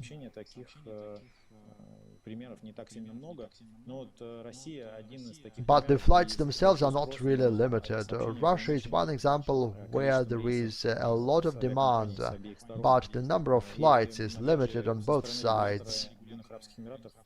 As for the Emirates regulator, there are no restrictions. All restrictions that exist are due to the pandemic situation and the decisions of the headquarters fighting COVID-19 in Russia. So I think that the overall factors are quite favorable for Russia because the infection has been going down in recent weeks, and Emirates is a world leader in terms of the number of tests in Emirates and Dubai, COVID tests, and more than 50% of the population in Emirates already got 2 vaccine doses. I think that all of those factors can really help the regulator increase the number of flights, and we will see more offers, more competition, and more opportunities for Russian tourists to travel to Emirates, to Sri Lanka, to the Seychelles, which are also opened for Russian tourists. That's another example of a country which vaccinated all its local population within a month. They opened on the 15th of March for vaccinated travelers, and starting from the 25th of March for everyone who has a negative PCR test. So let's hope that there will be more flights and more opportunities. Yes, let's hope for the best. Thank you, Yegor, for your presentation. And I thank all today's speakers for their presentations, for their interesting speeches. Dear colleagues, in recent years, well, last year, we understood that it is very important to stay in touch with our partners. It's paramount to find solutions promptly with your partners. It's important to find new partners at a time when the market is shrinking like now. And this is why we at Profi.Travel established this first networking system for the participants of the Russian tourist industry. This service is based on the experience of the world's largest systems and is adapted to the needs of the Russian tourist business. And I can give the floor to a person who will tell us more about this system. This is Olesya Oleynikova, Profi.Travel Business Development Director. In the meantime, I say goodbye to all of you. I wish you a great season, open frontiers, open borders, and good sales. Thank you, Artyom, for giving me the floor. Dear colleagues, it was very interesting to listen to what we just heard. Now we know where our challenging industry is moving to, and we are moving to the second part of our program, where my colleagues and myself will tell you about our system of networking. Today is a special day for us. We've been getting ready for it for about a year. We at Profi.Travel understood that the market required a system which would speed up and increase the number of meetings and connections much faster. During the pandemic, this idea really took roots because we were cut away from each other, there were no possibilities for offline meetings, and we understood that we needed webinars, presentations, and other things, but we also needed face-to-face meetings. And we realized that we needed a system of networking. Then a challenging year went on. We studied the global systems that existed in the tourism industry and in other industries. We looked at how these systems functioned, and then we had about 6 to 8 months within which to develop our systems. And today we will show you the new networking opportunities unrestricted by the limits of the pandemic, the physical body, and so on. This year has taught us to value offline connections. I really love offline connections, and I would really love to speak face to face to the 300 listeners that are listening to us online. But life teaches us to build our business contacts differently. And when I'm asked which is better, offline or online, this is what I say. It's really nice to get a letter by mail, to get a postcard. But in order to work day to day, we are not using offline post. We use email, and we can't imagine our life differently. And there is the same thing with contacts. Yes, of course, offline meetings are cool. It's a luxury. But at a situation where we sold Egypt and Turkey yesterday and today we have to learn about Tanzania, this luxury of offline meetings is really rare. And we need some everyday meetings. That is, we need to have a huge number of contacts and connections. We need to be able to send tourists to different countries, and the situation in those countries is changing very rapidly.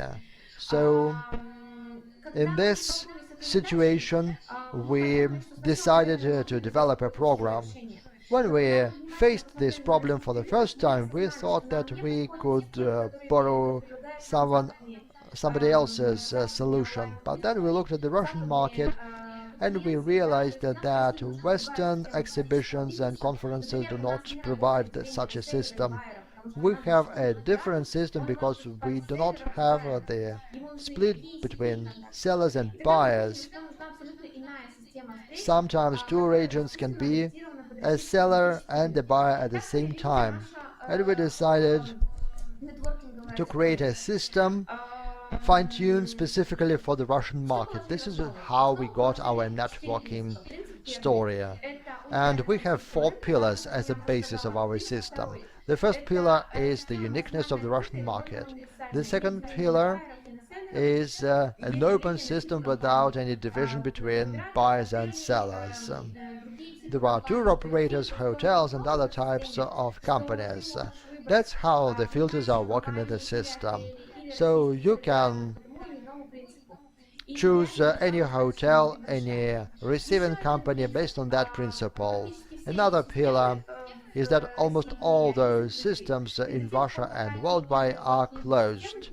So if you are not in this system, you will not be able to learn how many contacts are offered to you. You have to be a registered user in order to see how many clients or operators are there. But our system is as open as possible. Even without being registered there, you can see how many companies there are there. Right now there are about 200 companies there, and this is what tourist companies require. And I'm sure that within the next few days, along with 1,000 tour agencies, I will see another 2,000 or 3,000 companies from Russia, which will be really very important for the international community. And finally, our system, unlike foreign systems, they have a free and fee-based participation. We have customized it for the market for everybody to feel easier. Nobody has a chance to go to a Turkish-based workshop. Some have some limitation for health, for economics, for some problems to go to Tanzania or to the Emirates. So we live in the world of limitations, and we were trying to discover this world for you with all those tourist contacts. And finally, a live system that we have created. So basically every day we are going to update it and to introduce changes. There is a phone number, email address, chatbot for you to go ahead with your problems and ideas. So everything is live to be updated, and we are open for your feedback. So it's all by recommendation of the OLT agency. So how will the system open? Today you can get your companies registered, and I do recommend you to do so because the lion's share of our efforts have been spent for sellers, the inbound companies, tour operators, and hotels. And the system, when the system is filled up with sellers, it would be interesting for buyers. So all tourist companies of Russia are invited to register, to leave your contact details, and get ready for matchmaking. On the 14th of April and Wednesday, your matchmaking opportunity or functionality will be there. Not only presentations that you have signed up for, but your personal makings that you have applied for. If that time is going to be is not vacant, another option would be offered to you. And since the 19th of April, since the second day of the exhibition, there would be functionality for online meetings. And again, this is the first system in Russia developed not just to exchange your business cards or to hand over information, a voice message or a chat. This is the first ever video-based system in Russia. So get ready. this week. Please get registered, and since from Wednesday through the weekends, some meetings will be there, and Monday onwards there would be video meetings available. So, and I would like to show you a little video just to give you some insights how the system works for you to get found by your partners. Profi.Travel is offering the effective networking system for tourist industry. The system gets experience from similar world's global systems and customized for the Russian market. Profi.Travel networking is the first Russian system making it possible online to have free video meetings, exchange business cards and messages. Networking has been available on online Travel March Summer 2021. The only thing is left to get to register. Now the system has more than 200 companies from the Maldives, Greece, the UAE and other nations. How to be a member of that networking? First of all, you have to check in on the website of the exhibition. Please fill in your personal account and make an account in the networking system. Answer what is your major, what contacts are interesting for you, and which language you're gonna talk to them. And other online visitors would be able to find you in the catalog to know which issues can be discussed with you. Please specify actual data. There would be generating your electronic business card. Your company profile is also required. Please check it whether it's in the system. To do so, specify a Russian or English name. If the company has been found, please select it, and the profile administrator would get a request to add your account. After the clearance that will be obtained, your company will be there. If the company is not on the list, you are the very first representative registering in the system. So please set up a company profile, set the lines of activities, what kind of tourism you're majoring in, give a brief description, and just upload your logo. Then, after approval, the administrator will give you a clearance to register pages of your company. If you are self-employed or sole proprietor, select it and be ready to immediately talk to others.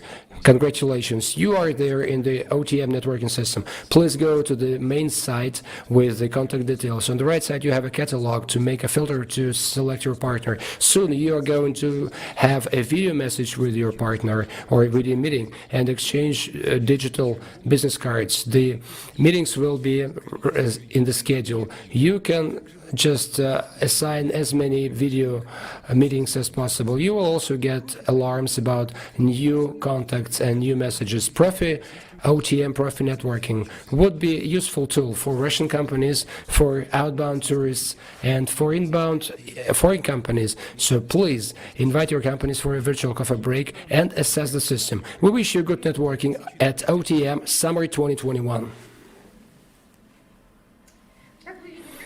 As you can see, colleagues, it's not difficult to do, so if you have not done that, please do that. And now we're moving on, and I can tell you now that the system has about 200 companies, and we have configured it like that for you to have contacts in the very first instance. We have invited those companies, and they are in the system. Top hotels of Turkey, Greece, Egypt, the Maldives, UAE, all those countries that are pretty much in demand. We also think that the Profi.Travel networking system is capable of be a game changer in the market, and when your customer contact details would be just next to you, it's going to be new opportunities for you to remove borders and to satisfy our tourists, you know. And now I would like to invite our partner, MGP company. Maria is the Deputy CEO for Hot Tours, and she's going to tell us interesting things, I hope.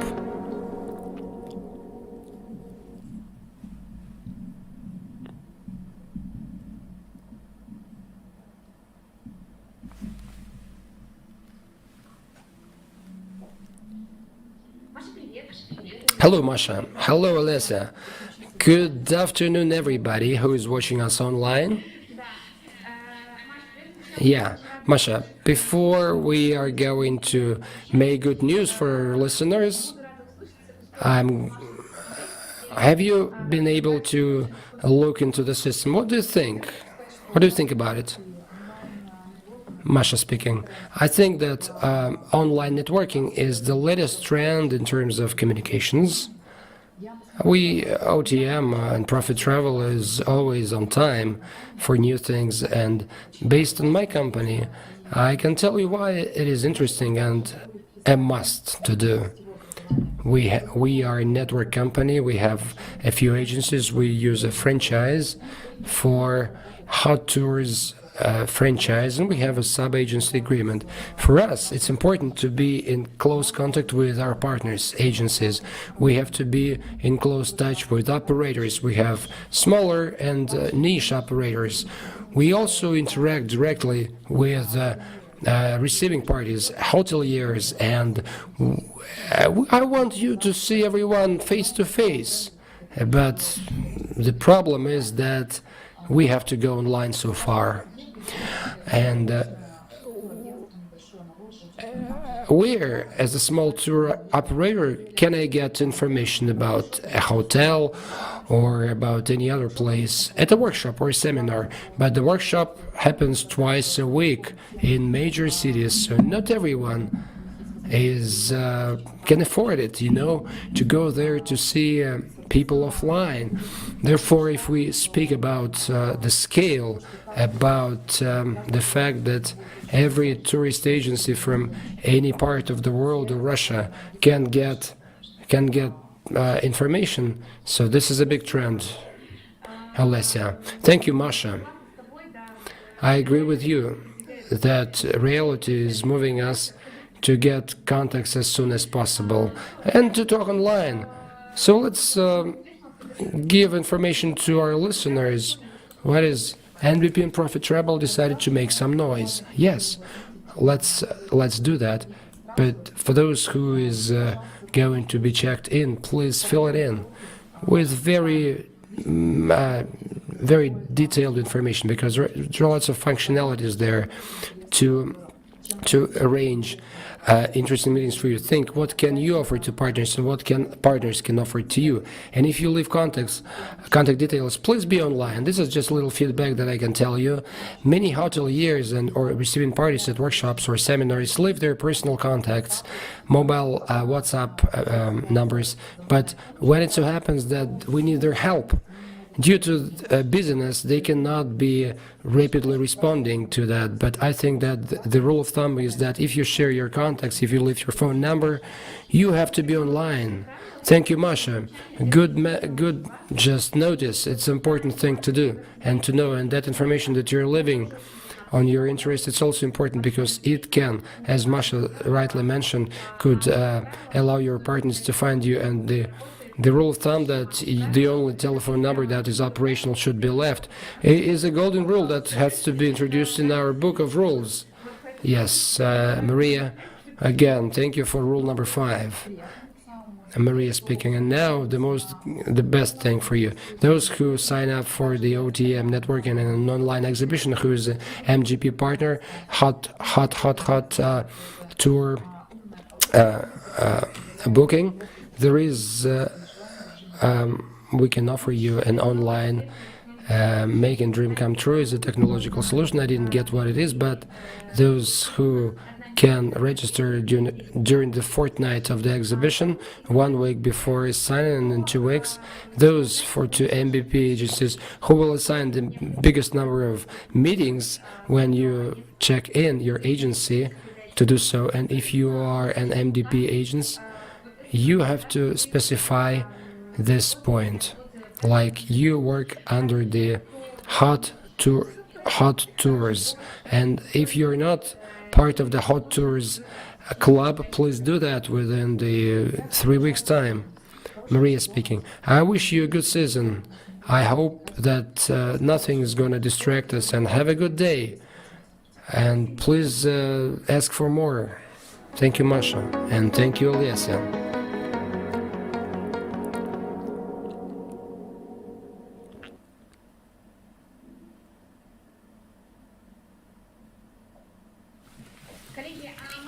Well, colleagues, and let's move on. And now I would like to invite a person that is, in our opinion, has established 30% of that networking system.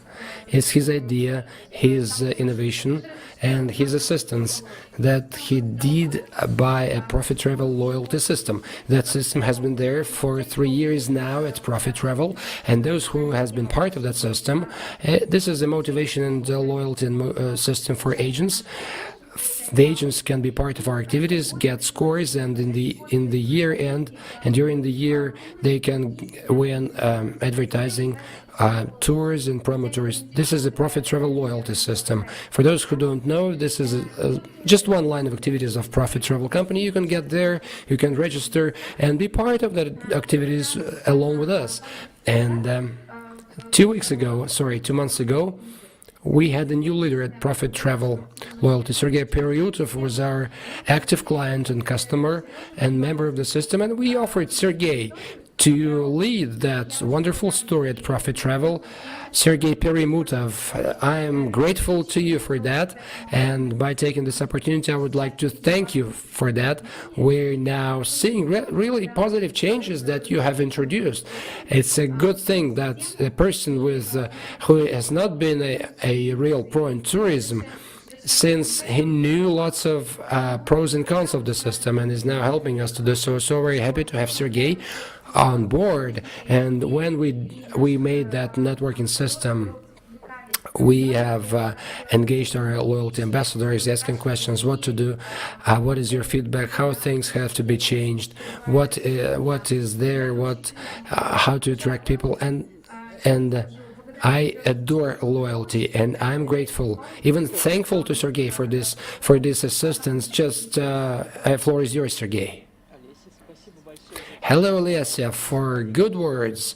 Hello, colleagues. Good evening or good afternoon. Speaking about the business, networking is saving your time. In our case, is selection and looking for contacts to be in one place. It's a one-stop shop.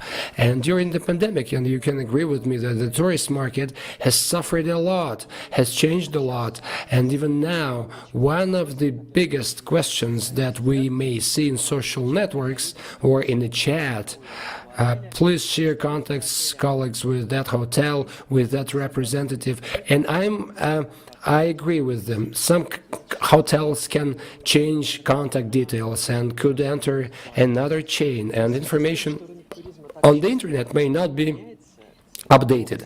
And due to the fact that the tourist market has been constantly changing, the task was to have all contacts in one place. It's a good thing that it happened in the earlier of that season, and we think that the system would be helpful for tourist agencies. But in terms of cooperation between all market participants, our system is good to form partnership and friendly relations. And in the final analysis, that brings about good reputation. Today, goodwill is probably a good, baseline for development. My colleagues would agree that when we book a tour, the booking system is not having lots of, wishes to the hotel. For instance, a room closer to the elevator, ground floor or the first floor. But sometimes tourists have more wish lists in terms of its location. Like there could be very tall tourists. Someone would like to have a certain room in the Maldives. That could be a particular villa. And those requests are easier to talk to the hotel directly.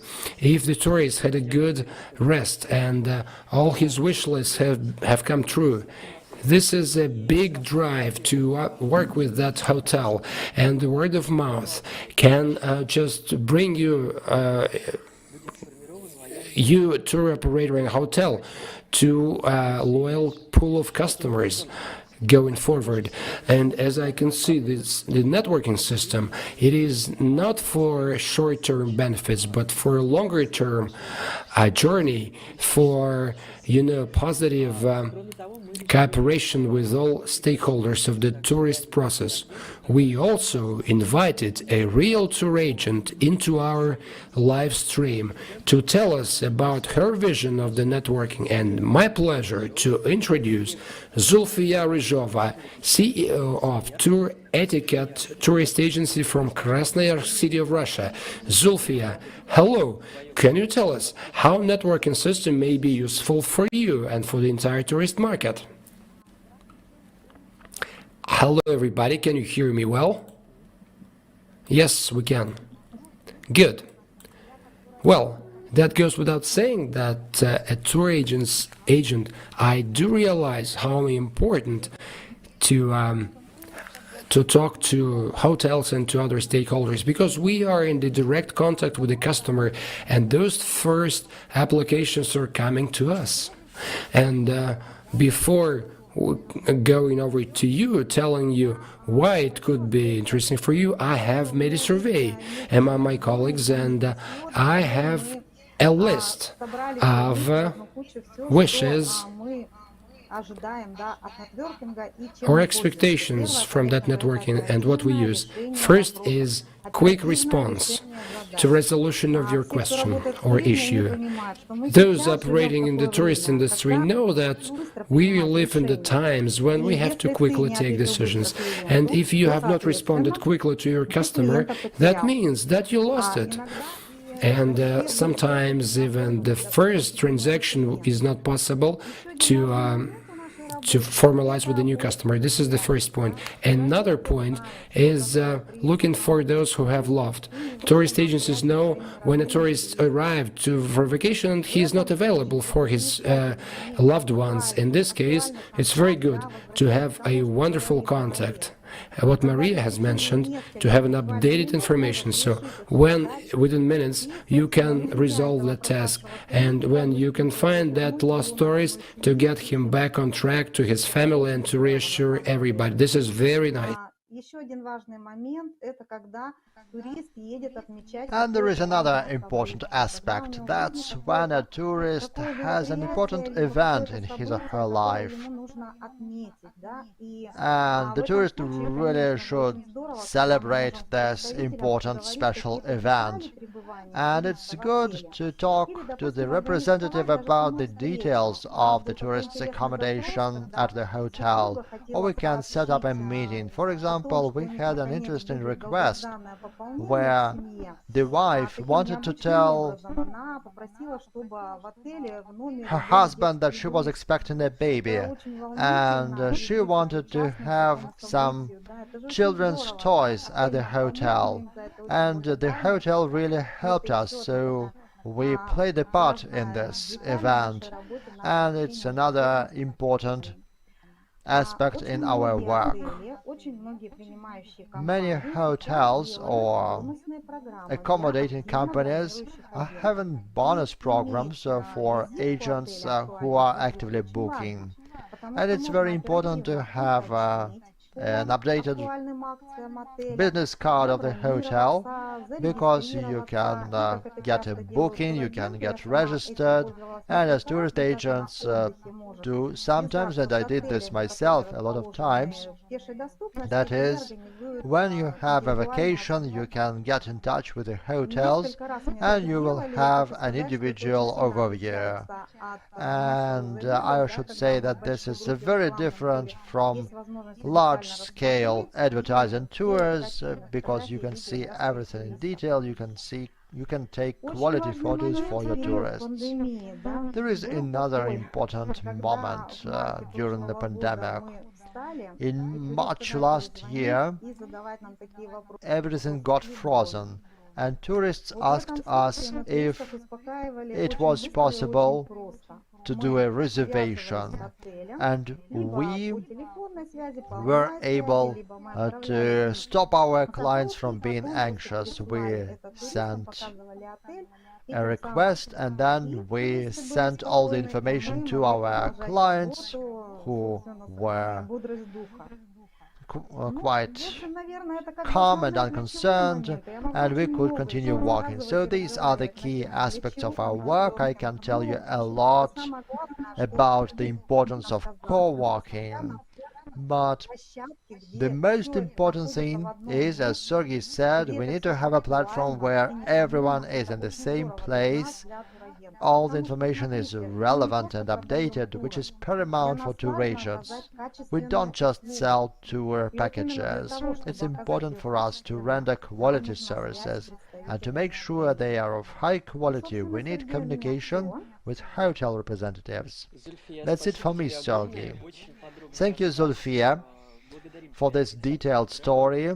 We thank you on behalf of Profi.Travel. Thank you very much. To conclude my presentation, I would like to give you a quote from a book, which says, "Connections are the key to all the doors." So, dear colleagues, I suggest that you build and develop those connections for further development of the tourism industry. I wish you a great season 2021, and see you at Profi.Travel. Thank you, Sergey, and I think you will get connected to the Profi.Travel loyalty system. If you are not signed in, you will do this, maybe.